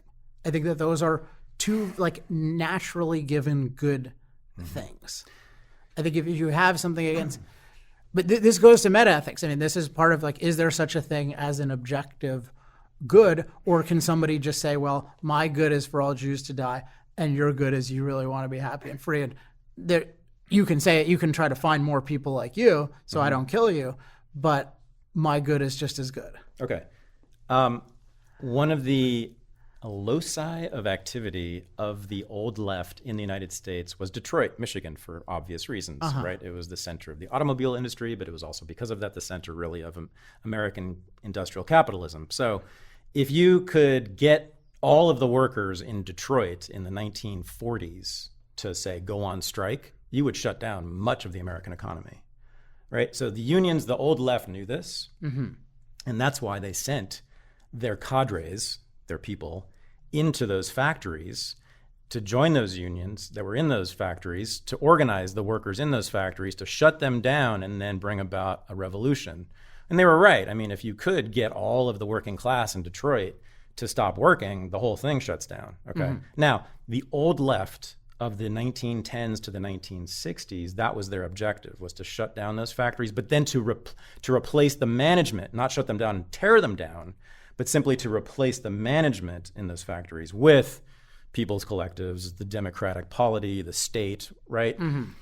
But they wanted those factories still operating essentially in the same ways. Okay. Then the new left comes along in the 1960s and 1970s, and environmentalism is part of the new left. And they don't like those factories because it's destroying the earth, et cetera. Naomi Klein, my favorite person, and I'm sure you love her too. And I love her really because she makes this sort of clear. She was of the old left, socialist, Marxist. Yeah. And when she first heard about climate change, she has said this publicly. Everyone should look it up. It's amazing. She's actually said it many times. She's the only one who's open about this. She was skeptical and didn't want to think about it. And it was sort of troubling to her. She has said this, but she didn't pay it much attention. She just didn't consider it to be important. And then she has said this. I then realized that socialists should embrace climate change as an issue, as the issue of our time. Right now, this is how we will convince people to bring about an egalitarian society. She's right. The logic makes sense. If capitalism is bringing about global destruction, and then we do need to revert or bring about communism. Mm-hmm. We must eliminate those factories. Now, in Detroit, what has actually happened? The factories did dissolve, almost literally, not because of socialists taking over, the workers going on strike. They just left and went to other places. And what the new left has done in the last 10 or 20 years, I don't know if you know this, in Detroit, since the deindustrialization of that city, much of that city has literally reverted back to nature. So you have whole blocks that had grass growing on them, which used to have huge apartment buildings or factories or whatever, right? Much of it was primitive. And the new left there's been a movement among people in the new left in recent years, and it's a major movement, to take over those abandoned lots and to make them, guess what? And what do you think they wanted to make them into and have made them into? Collective farms, Alex. Beautiful. Now, what really excites them is when the poor black people of Detroit, whose fathers worked in the factories, when they are now growing their own food, right? When they are, and feeding themselves from that food, that is the most exciting thing in the world for them. So they have said that the problem with those factories wasn't that they gave their fathers good jobs and a lot of money. It's that they were destroying the earth. And what we're going to do, we're going to bring about socialism in a different way. Instead of us all running the factories and managing the factories and having meetings all the time, because that's what it takes to run a factory and then a city and then a state and then a country and then the world. Right. We're going to go to a different socialism, a socialism of whatever you want to call it, primitive agrarianism, where people are all growing their foods on a collective farm, collectively owned. There's no private property. It's still socialism, right? And the value, though, at the heart of it, as I'm trying to get across to you, is that material abundance, because you have to be poor. Maybe I didn't clarify this, but I think everyone should know this. Collectivist farming in that way, agrarian farming, subsistence farming, which is what it is. It's just enough to live on, because they don't sell anything, by the way, because that's bad. It's not commercial. It's all eaten by themselves or it's given out. It's, you're going to be broke. You're going to have just subsistence, right? Material abundance is bad. We have the answer. It is this. Okay, so their value is that poverty is good. It is. They've said this. I had a friend in college who grew up in a very middle class family in Ann Arbor, Michigan, and she said, as soon as I get out of college, I'm going to go live in a ghetto. And I said, what? Why? She said, because it's just people are better. It's better in the ghetto. It's just not good to be wealthy. Dude, you've heard this. Come on, this is at the heart of the whole American left for more than 100 years. Yeah, I mean, you're more at least you're more an academic. Well, but you've been around them. I mean, I'm talking about people now. I mean, they still have. This is the very, very common thing. Just two things. One is that, because I know there are a bunch of other things you're talking about. One is that, so let's say you and I have similar ideas of flourishing. Let's say we sort of hashed it out. We both want certain things. One thing that I have confidence in is that if people fully understood that account and what it makes possible and how to get there, a lot of people would embrace it.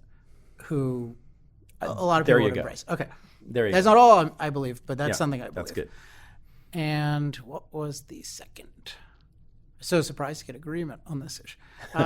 Then Oh, the other thing is there's always a question for me of like end and means. So when somebody says something about, so tons of people will say, for example, I belong to some fairly high dollar entrepreneur groups.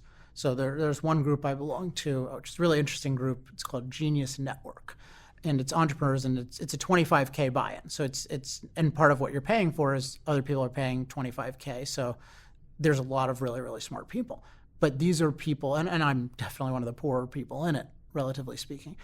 Despite your pipeline from the Cokes? Yeah, we can talk about that. Your poor, yeah. Yeah, it's going to be quoted in D-Smog blog. I also want to praise the Koch. So let me, this in case I don't get to. Yeah, Charles Koch is one of my heroes. So, and I actually got to meet him once for like 5 minutes. So it's cool. So what were we talking about? The entrepreneurs. Oh yeah, the entrepreneurs group. One thing that people and one thing we do is we talk about how to flourish as entrepreneurs, including just what it means to be happy, and how sometimes people feel like they one refrain that will come up is, we don't own our things own us, which is compatible with some of the stuff you're talking about. Now, when I probe on this, which I do, they don't believe that as a principle, that is all things are bad, or that there's this concomitant variation where the fewer things you have is an absolute, the happier you are. Because each of them, if I talk to them, I would find certain things in their lives, like certain physical things that are of enormous actual enjoyment. But what happens is, for other reasons, and I believe status reasons that are not inherent in the material thing, because they do stupid things for status spiritually, as do most people, like they got this car because they wanted to impress someone for a day. And so then it's there and it just builds up. And it is true that unnecessary things in our lives clutter us. It's just like a messy office, which I've certainly suffered from that many times. So I just think that they're stating it as if, we don't own things, the things own us, so we shouldn't have so many things. But they're not thinking of it on the level of, well, is this like that, that Marie Kondo book, the life-changing magic of tidying up? You've seen this book? Yes. So she's got a very good, I think, human flourishing methodology, which she'll have you touch your things and say, does this bring joy? And if not, throw it out. Whether that's the right way to do it or not, that's the kind of thing that if they use that filter, it would be useful. So they're not at all a case of they're actually against things, but they have a sloppy principle, like a sloppy non-principle. And so what I want to get is to say, no, you have this hierarchy. You mentioned hierarchy of values very early, which is important. No, you want to flourish in this way, and that involves material things, but you're misusing the material things, and so that's interfering. So that my question for a lot of the people who at least sympathize with the left is it really that you just want to minimize every material thing, or are you reacting to people misusing it, which is very common. Like we say, because it can be misused, therefore it shouldn't be used. We do this everywhere. We do the fracking, like, oh, fracking can be misused somewhere, therefore we shouldn't use it. And we want to just say, this is what we're after, and what are kind of clean generalizations that we can use. And if we don't have a generalization, then we have to take it case by case. But these sloppy generalizations are a mess.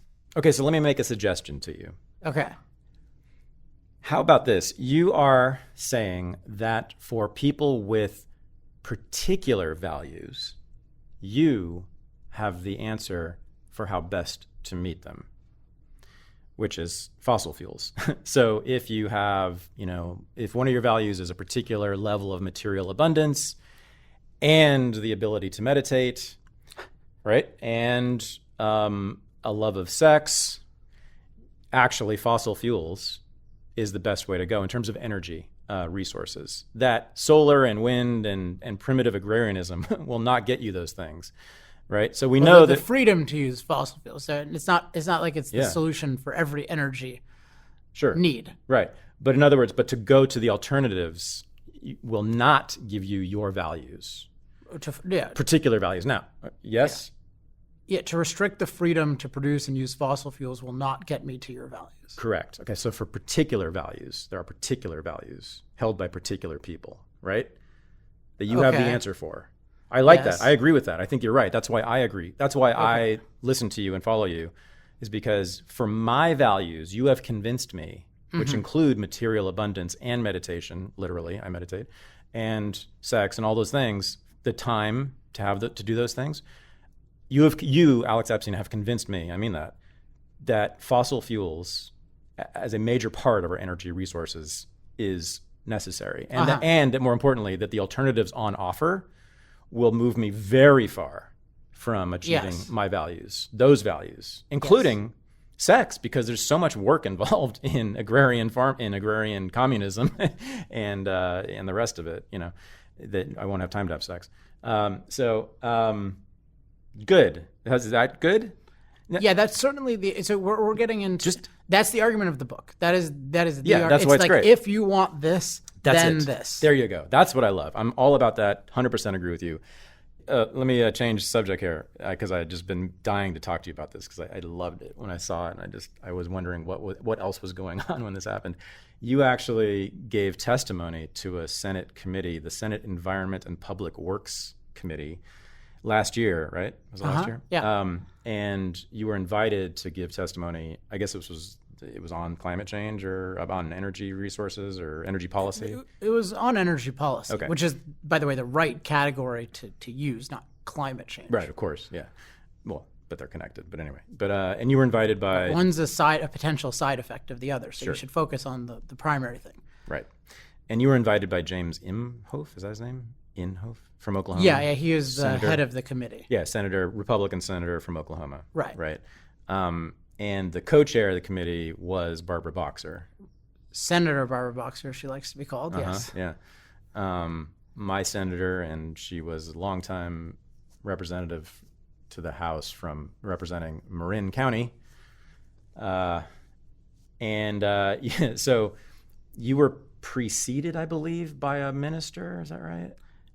He's a priest. I was the last person to speak, so he definitely preceded me. I think he was sitting next to me. And he was black.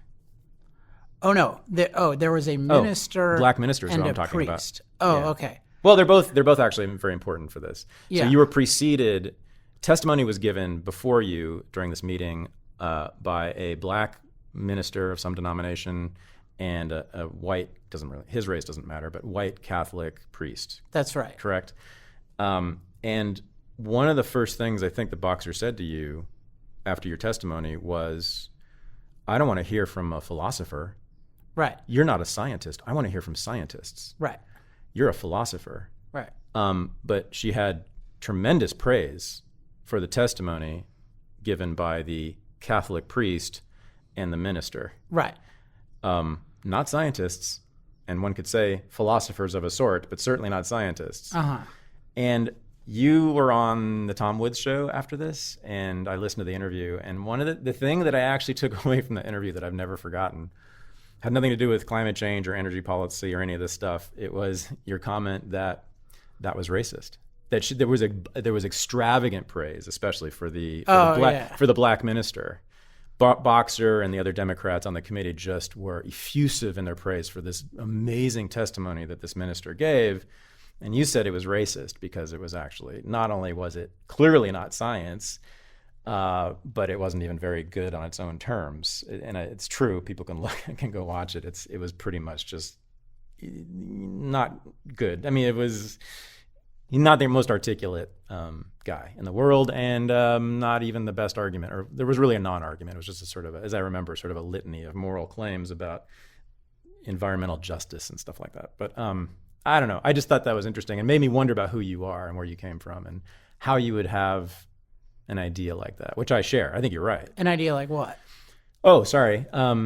This kind of liberal paternalist racism that's a thing. To be able to even see that, happen, and then funny. And then identify it, right? It actually has been a major intellectual issue throughout my life, but I never. Yeah.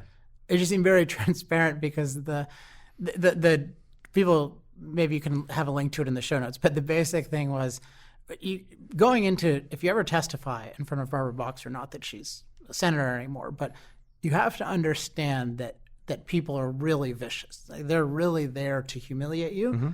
And what they want to do is ask rhetorical questions that you can't answer, or better yet, ask a sort of yes/no question that will put you into a certain category, and then they will not let you talk. Mm-hmm. So one of my, always try to have at most three premises going into any interview situation, especially if I know it's going to be dicey. And so one of my premises was every sentence is a home run, or knockout punch, rather. So you're not going to end a sentence and need another sentence. It's not like this where I know that we can talk.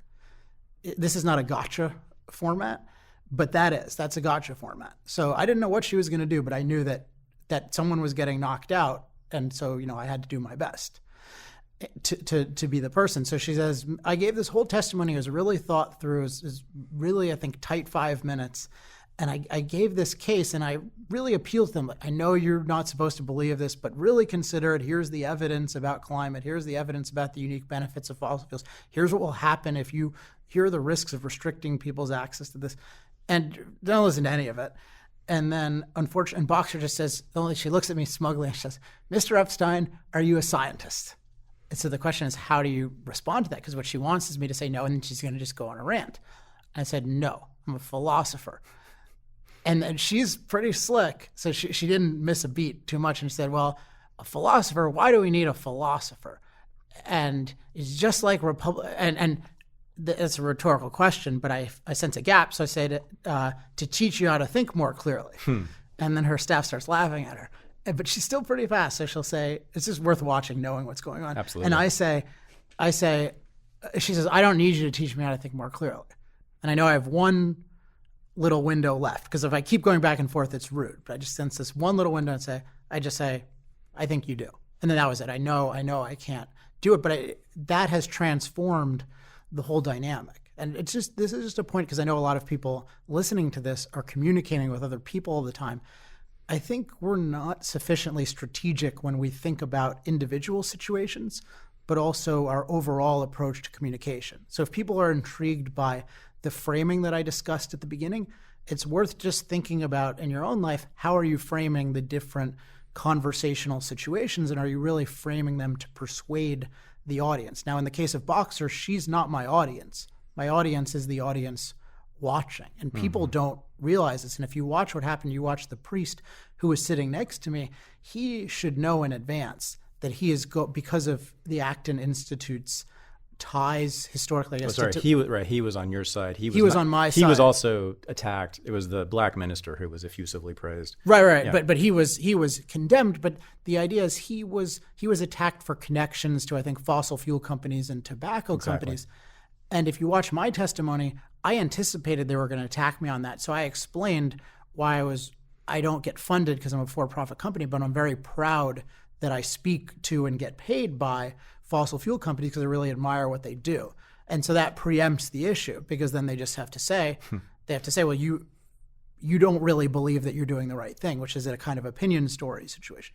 Anyway, you were asking about the race thing. I just thought people might find that interesting, how much goes into 5 seconds. I had no idea I was going to do it, but it's just this idea of, this is a bully, I'm throwing knockout punches, that's what's going to happen today, and we'll see.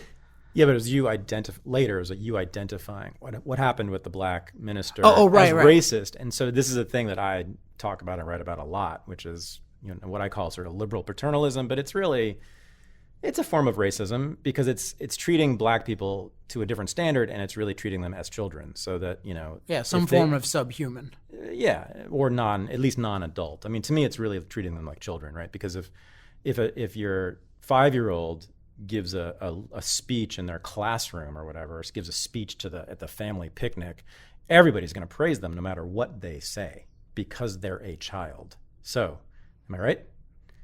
Hopefully not. It depends. But yeah, I see what you're certainly saying. In Marin County. And this guy, so after she said this is almost a quote, the most eloquent speaker I have ever heard in the Senate. I know. So first of all, I assure you I was more eloquent than this man. And I was there that day. Yeah, I know. And I think the other speakers arguably were. And this man's whole approach was, he just had a special version of the Bible, which he called the Green Bible, and it had these passages. And to your other point about science, there's this issue of philosophy is irrelevant. And I said, well, no, philosophy is extremely irrelevant, because philosophy helps you identify, what's your goal, and how to think about getting there, and helps you integrate things like science and political considerations. And it gives you the big picture, and that's what you need, and that's how you're not thinking. And that's of no interest. But instead, she just says, well, I really want to know those passages in the Bible that I can use to justify my climate catastrophe. She says, can we get those on record? But it was relevant. I didn't think of this at the time, but it's relevant that the guy is black. There's no way she says that. And so what is her premise? Like, a black person shouldn't be able to speak proper English. Yeah, well, I mean, so it was two things. It was that he's black and that he's saying the right things, right? So if it was black me, I'm not getting that eloquent So if he comment. had said, or I was going to say, if he had said exactly the same things but were white, he would have been praised for sure, and she would have, been very happy to have him there. Right. But he would not have been called the most eloquent speaker in the history of the Senate. I can tell you that. Right. I can tell you that. And that's what I mean by treating them like children. In other words, so long as you say the right things and you're black, those two. You will be praised no matter how good your performance is. Right. Just like a child. Who's to praise someone as being eloquent is always, when they say articulate, right? They're always saying this black guy is so articulate. I mean, yeah.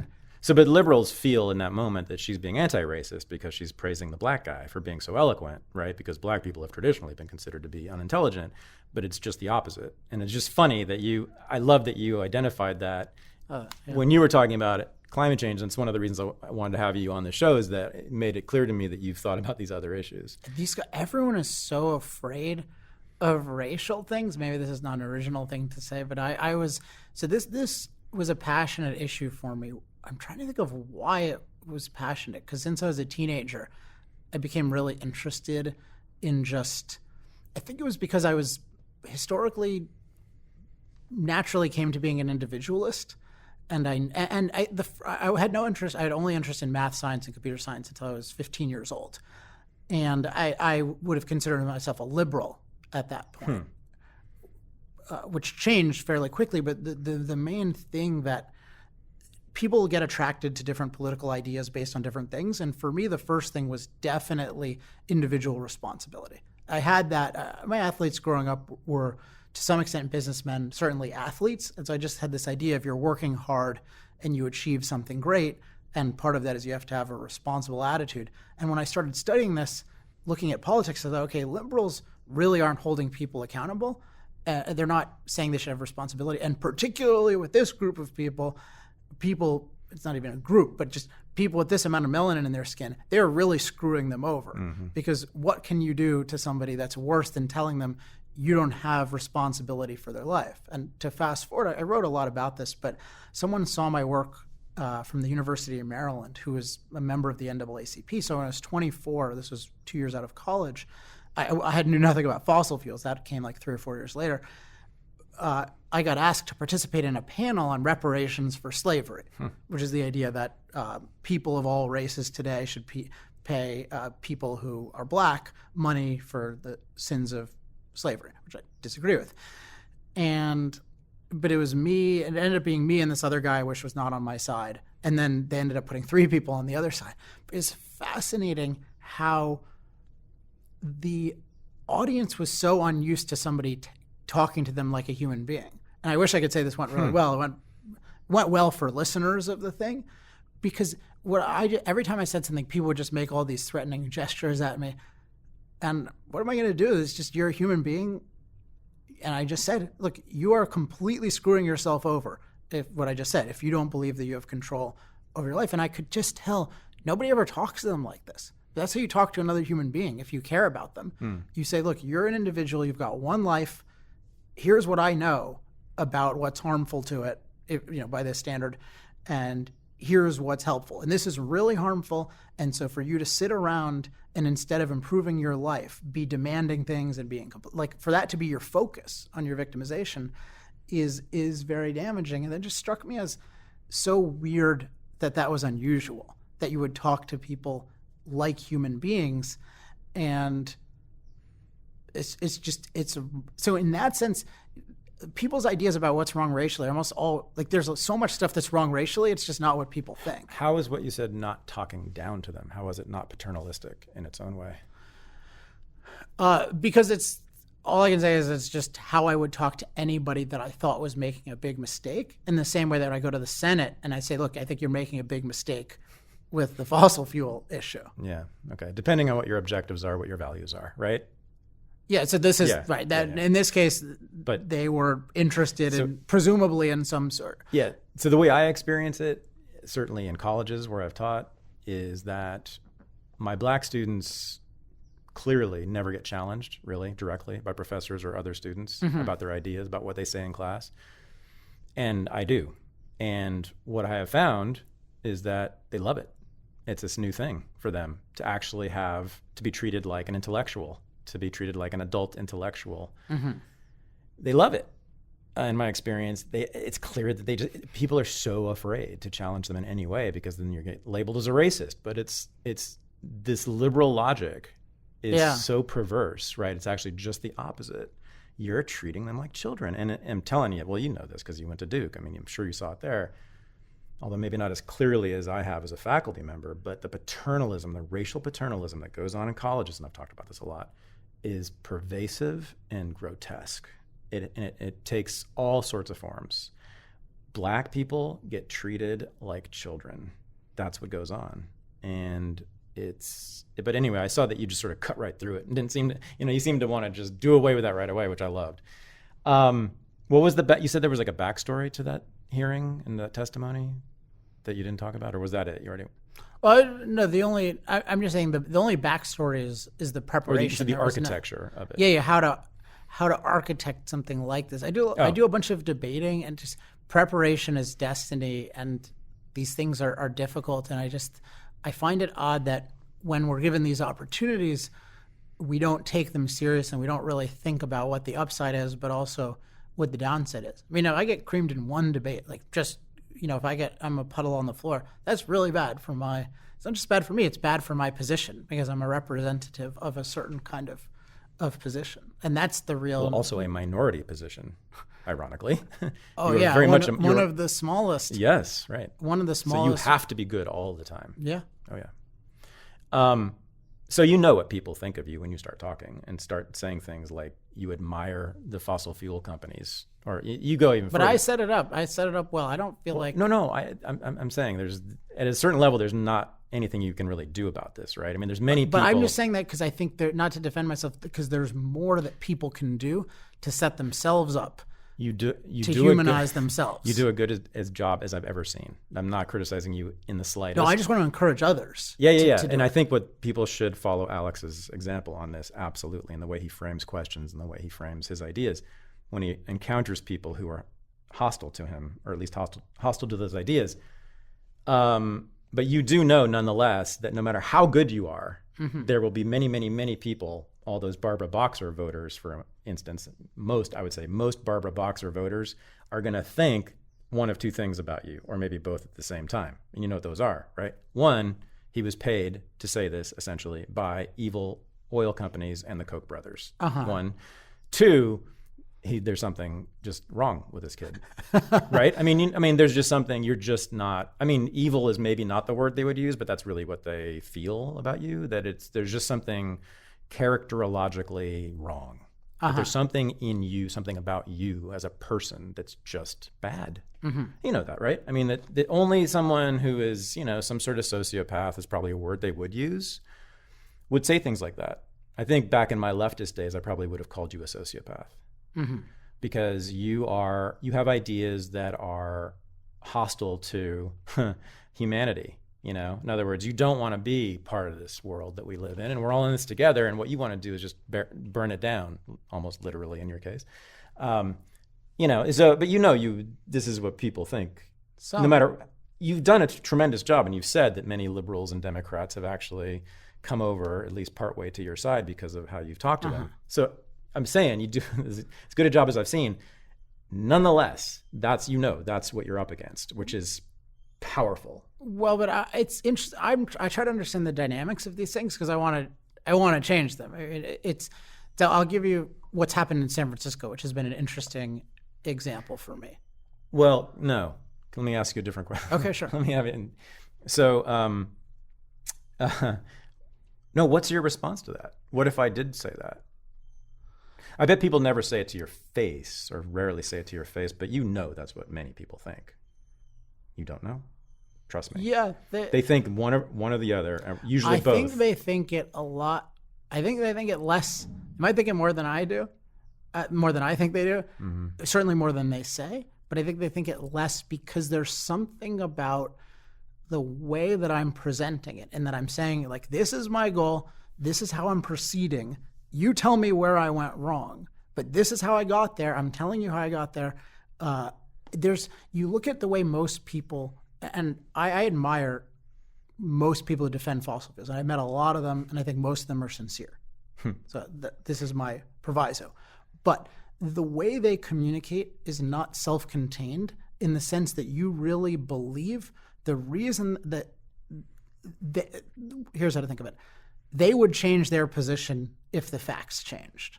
And it's rare that you believe that of anybody, because for many reasons. Even if it's true, the way they present it is not sufficient. So there's just this issue of no matter what story comes out, this is like the Trump versus anti-Trump. Like no matter what story comes out about Trump, there's a certain percentage of people who just defend him completely. Right. And no matter what story would come out about, say, Hillary Clinton, there's certain people. And even if it's the same story, like Hillary Clinton does something and we say it's bad, like we say, oh, emails, that's the worst thing ever. But then let's say exact same thing Trump did. And then we find a way to defend it. So this kind of partisanship versus saying, no, I'm standing above that. I'm really concerned about what's best for human beings. Here's how I'm thinking about that. It makes such a difference. And I think, we have to get the partisan, and I'm not saying this like we need to get along. I'm saying in our own thinking, this kind of tribalism, it shouldn't be I'm a Republican or I'm a Democrat. Not that you shouldn't have a philosophy, but those aren't philosophies, those are tribes. And there's no coherent philosophy, at least. So if you think that way and you present yourself that way and everything, it all makes sense, you come across as a real human being, which is incredibly rare. And so when people meet me, they don't usually think that. Again, if they tell me, I like what I said before, I said it automatically. And I'm like, yeah, like, of course I believe this. So of course I want to help the oil companies make a better case. And do I want to get paid? Yeah, I want to be the highest paid communications consultant in that whole industry. I'm certainly the best. So you have these ideas not because you take money from oil companies. No, I can make a lot of money a lot of ways. I chose to make money this way because it's a really good thing that's fun to do. Well, yeah, and you think it's a good thing. Yeah, that's what I mean. I mean, a good career. You have these ideas independent of your funding sources. Yeah, I mean that's it's historically true, which is somewhat useful. Like just that historically, you're a true believer. You have ideas. These are your ideas, right? But even, that you would have if you got no money from oil companies or the Kochs or anybody. I didn't even know anyone at oil companies when I came to this. Right. So you found them basically instead of them finding you. Yeah, and I'm the mastermind. They pay me to tell them what to say. They did not create Alex Epstein. No, I'm trying to recreate them. Yeah, totally. I got it. Yeah. So that's one answer. And the second is, why are you a sociopath? Or what you are a sociopath. How do you explain that? But the other one would be, even if I was I tell lobbyists this, like, even if I was a lobbyist, I'd be super proud of it. Because it's a great thing to change government policy. I know, just when you say that, it's just like so jarring to even me. Like, just because even though I agree with you, like, right? You understand this. I get it, but if you say it, everyone being yourself, it's such a cliche. All these things, like cliches are true. They're not understood properly. Like being yourself in terms of, in that way, like if you're a lobbyist, you should be proud of whatever you do or not do it, right? Mm-hmm. So if a lobbyist told me once, oh, it's so easy for you, Alex, you came from outside the industry. Like, yeah, it's so easy for me. I'd say if I was a lobbyist, I would be magnetic because I would have so much conviction. I'd be so proud of being a lobbyist. And I'd say, this is the noblest calling. What could be better than shifting policies that affect hundreds of millions of people in a better direction when the whole world is against you? They should make a movie about me. The lobbyist hero. You are not a mercenary. No, I'm not, but I'm saying they're not either. Yeah. No, they're not. Yeah, no, but you are thought of immediately as a mercenary. Sometimes. That's why if you read the book. And mercenaries are bad people because they kill people for money. Yeah. Right? No, that's what's thought of you too. I guarantee you. I save people. I know this for sure. That's what people think of you. Many people, not all, but many. But so that's a big deal. Yeah, but this is why, in terms of architecture of things, I just mentioned San Francisco quickly because the way I've worked in San Francisco is to start to penetrate the intellectual communities so that it is harder and harder for someone to call me a sociopath and get away with it. There's this one very wealthy, successful guy who emailed someone who hosted me an event and tried to get away with it. But because a lot of people had been there and it came across as reasonable, this guy couldn't get away with it. Whereas 2 years ago, he could have gotten away with it. Right. And so with things like, part of what I'm doing here, some people are going to listen to this and they're going to at least say, you know what, I don't agree with him about everything, but he has a point. Someone says, no, he's a sociopath. No, it's not a sociopath. So that goes to, I've never been called a sociopath. Yeah, that you I have. can Yeah, remember. you have. You just don't know it. But no, not to your face. to my face. Yeah. Okay, so I mean, what are you, I don't know what you say to that. Well, I feel like the other side is I feel like the other side is institutionalized sociopathology because they want to eradicate the human race. you want people to be happier. You want people on their own terms. You want to essentially help many, many, many people, much of the planet, because much of the planet has your values, or at least many of your values, and you are saying, here's the way to achieve those values. Yeah. Right? You want to help as many people as possible. You simply think there's a different way to get there, a better way to get there than most other people. Sociopath has no interest in other people at all. In fact, a sociopath is often antagonistic to society. That's the definition of a sociopath, right? So you actually want a society that flourishes. Sure. Yeah. Now, so you're either paid to say that and have all these fancy words to go along with it to convince us that you really believe this, or you really believe it, and it seems to me you really believe it. It's so, once you know how to frame it, it's so overwhelming. It's just, but it's, if someone calls you a sociopath, I just kind of smile and laugh because what are you gonna say to that directly? Well, no, what you're going to say is what you've been saying to me for 2 hours now. Oh, this is what I believe. Yeah. And also, the fact that you started out as a liberal when you were a kid, right? Yeah. Were your parents liberals? So my parents are from, I know they're certainly liberals in the 70s. My dad works at the Defense Department, and my mom's a securities lawyer. I'd say my dad is, I don't know how much they want to say about their voting habits. My dad he's probably moderate Republican, although he's considerably smarter than that label would suggest. And my mom is more on the fence. She'll vote for Republican sometimes and vote Democrat sometimes. And then they have friends who are liberals and then some friends who are neoconservative. So I was exposed to sort of the moderate / liberal part. I remember our neighbors were friends with the Clintons and they once came down the street and stuff. So this is Washington, D.C. You grew up in D.C.? Yeah, D.C. I grew up in Chevy Chase, Maryland. Yeah, so Washington, D.C. So everybody is within a pretty small box in Chevy Chase, right? You're either a moderate Republican or a moderate Democrat, pretty much everyone there. Oh, and there aren't many moderate. My parents are considered my father at least would be considered very conservative. Right, but even among the Democrats, there's a pretty narrow box there. There's hardly any Bernie types in Chevy Chase. To my knowledge, that's true. Yeah, that's what I mean. So you went to Duke also, which is, of Right. course, a hotbed of the academic left. And were you there, by the way, for the lacrosse case? No, it was interesting. I was, I don't know if it's fortunate, but two of my buddies as a freshman who lived across the hall were scholarship lacrosse players. And my roommate actually tried out for the team and made it. And one of them was particularly a star. And so we kept in touch. And he emailed me when the lacrosse scandal was being misrepresented or created. You were there before the scandal? I was there before, Okay. but this guy emailed me and he said, hey, Alex, this lacrosse thing is a total hoax. You should get on top of it. And I didn't. And I missed a big just journalistic opportunity. But yeah, he knew it from the beginning. Was it a letter of 99 faculty? Was it 99 faculty? There was a famous letter that, Yeah. I think it was 99. It was 90 something. It was close to 100 faculty wrote a letter denouncing these guys who were accused of this. And to this day, not, as far as I know, not a single one of them has apologized or retracted it or said anything about that letter. It's I think it should all be fired. if I were the president and I had my way, I'd probably, of course I'd fire them. It should at least be on the table. Not only accusing students, these are students, right, of a crime, but denouncing them as well for a crime that you don't even know happened and it turns out didn't happen.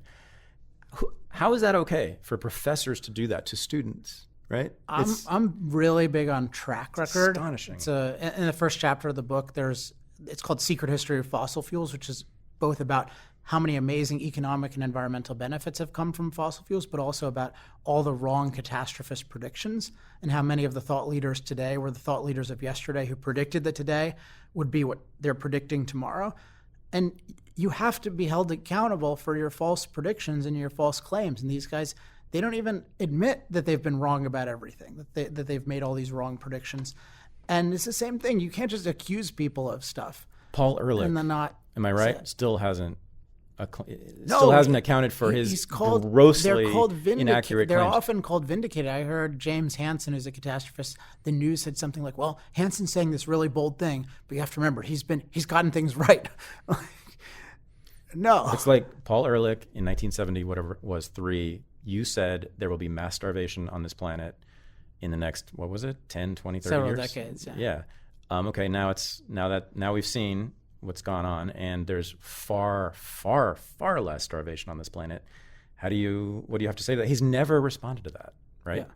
Now, as far as I know. Well, no, there are rationalizations to everything. So the latest one that I know of is they say, well, we didn't really mean that we would run out of resources, even though they said we will run out of resources. They said we're going to run out of nature. So notice they'll say, because look at all we've changed. Because they said we were going to consume ourselves into poverty. So that didn't work. We consumed ourselves into prosperity because we produced more than we consumed. Everyone has a rationalization for everything, which is an important point, that they always have some explanation.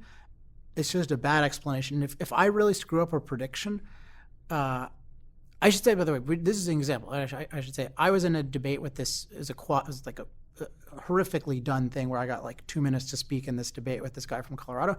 But I got an energy statistic wrong. Now, I was right directionally, like the Colorado price of energy had gone up, but I said it had gone up by like 90% and it got up by 40%. And it's really important. And I was really pissed off at our research team for screwing that up. But it's really important that we admit when we get things wrong like that. And that's a thing. That's one thing, even getting that wrong. Getting a fundamental prediction, like your directional claim about the future that you're telling people to act on using the force of government. If you get one of those wrong, you should admit it, let alone getting hundreds of them wrong and just making the same kinds of claims in order to preserve and covering it up to preserve your status. So were you this weirdo individualist at Duke? Had you made that turn? Yeah. When I was 15, so I think my real intellectual obsession was just always applying logical thinking to things. And until I was 15, it was all math and science and computer science. I was fortunate to be in a magnet program called Blair Magnet, which is at least one of the top 10 programs in the country in those domains. And that just exposed me to logical thinking. My family exposed me to logical thinking. And I decided I'm going to finally understand this politics stuff, which I'd ignored, but I'm going to think about it logically. And I started with that premise of individual responsibility. And so I kind of went from liberal to conservative to kind of libertarian to conflicted because I didn't think any of them really coherent. And then I read Ayn Rand when I was 18, and that was by far the most persuasive When thing you were ever. at Duke or before you went to Duke? When I was at Duke. You read Ayn Rand at Duke. They don't allow that, do they? Well, interestingly, I had an Objectivist professor there, What? Gary Hall. Yeah, Oh, I didn't that was know. very fortunate. He wasn't the one who How did he introduced sneak me. in? That's a whole interesting story. That there was a lot of effort to make that happen. But there were some really, really bright kids, and I rarely met people who could out-argue me. And there were some bright kids that would win arguments with me about different things, and so that prompted me to read Atlas Shrugged. And just really, for me, above all, just the way she thought, I found just very compelling, very logical, very, very rigorous. And so that then, and I was already interested in philosophy, but I hadn't known anything about her philosophy. So then I was a computer science major, but I decided to switch over to philosophy. And then I decided I wanted to be an applied philosopher for the rest of my life. But the discovery of philosophy as a discipline, was a transformative thing in my life. You were a philosophy major. Yeah, that's trivial in my mind, but You studied a lot of philosophy at Duke. Yeah, one reason is I'd studied a bunch of philosophy before I became a philosophy major, so that was the most efficient way for me to sit at Duke and learn how to be a writer. So that was what I did at Duke, is I studied on my own and learned how to be a writer. So you could just get A's in it's really hard to get A's in computer science classes without doing a whole bunch of work. If you already know the history of philosophy decently, you can get A's in philosophy classes. And the main thing, because I knew that I wanted to be a professional writer coming out of Duke, and that is a rough thing to do, to make money writing when you're 21 years old. Yeah. So that was my whole focus, was how do I get myself good enough so that I can make money as a writer as quickly as possible. Did you write for the famous Duke student newspaper? I forget the name of it.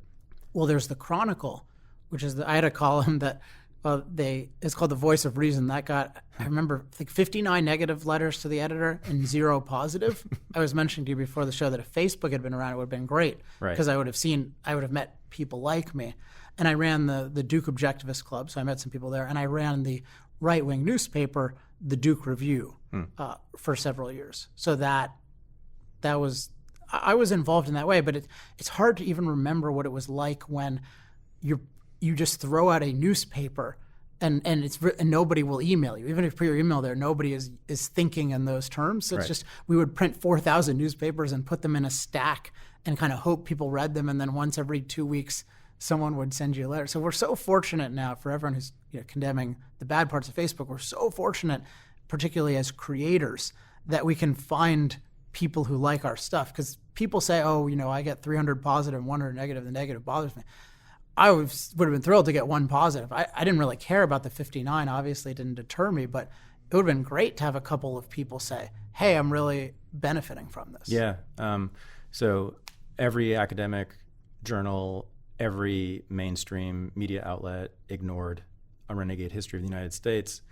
But that didn't stop tens of thousands of people from buying it and reading it, and at this point, thousands of people responding to me positively, most of them, about it directly. It's a remarkable thing. So I don't know if I would have my career now without that technology. So Duke was pretty isolating. Well, there were lots of nice people there. I had this choice that I made when I was a sophomore, that I wanted to be a philosopher writer out of college. And I was fortunate enough where my parents, or really grandparents, had been able to pay for the school, but I had no desire for them to subsidize me after the school, and they had no desire certainly to subsidize me, or certainly this career. No one had any desire to subsidize that. So there was just this clock ticking of, okay, you can go hang out socially in all these ways, but your writing level is not going to be high. And I thought of it not as I need connections or I need whatever. It's just my thinking and my writing has to be distinctive enough where people are going to want to pay for it on the market. Yeah, public philosophers generally don't do too well these days, financially. Yeah. Although it's sort of changing, is what you're saying. So there's another thing that's changing, though. And this is sort of how I started this interview. I mean, it seems to me, so 5 or 10 years ago, I would be ashamed looking at these websites that would ask questions about climate change, right? And think that maybe I'm really bad, and maybe I'm really a sociopath. No one's paying me any money. I certainly don't get any money from the Cokes or the oil companies, but that means there must be something really wrong with me. Now it's starting to open up a little bit. I feel a little bit, it's more comfortable just asking questions about, well, just how much global warming will there be, and exactly what will that mean, and exactly what should we do about those things? Yeah. Right. 5 years ago, people, I'm telling you, stopped being friends with me. People I had been friends with for 20 or 30 years stopped. I haven't talked to them since over this issue. This was the issue. I've said all kinds of crazy stuff about race and slavery and sex and gender and prostitutes and all the rest of it. It was climate change that lost me a whole bunch of friends from college. But now it seems to be changing. Bret Stephens has this piece in the Wall Street Journal that I mentioned, and it seemed the reaction to it was mixed, which was interesting. 5 years ago, it would have been universally condemnatory. This was mixed. There were a lot of people who actually defended him, asking questions, just asking the questions that I just asked. What does it mean specifically, and what should we do about it? So you could have the beginning of a new career right now, in a sense, right? You've been doing this. You'll do the same thing, but I could see you getting into larger audiences, because these values that people think they have, which are anti-human and by definition anti-self, might start to erode, or people might start to question those values. And then I think you could have a larger audience. At least I hope so, because I'm telling you, you're the best that I've seen you're the best at raising these questions and having some particular answers. So the next time, if you ever want to come on again, I do want to get into this stuff about science and logic and the Enlightenment and rationalism and the argument that has been the root of all evil as well, because I'm kind of on the fence there. But anyway, I hope you come on again, and thank you so much for doing this. Appreciate it. Thank you. This was the Unregistered Podcast, and I'm Thaddeus Russell. Please don't forget to check out unregisteredlisteners.com to support the show. Thanks for listening.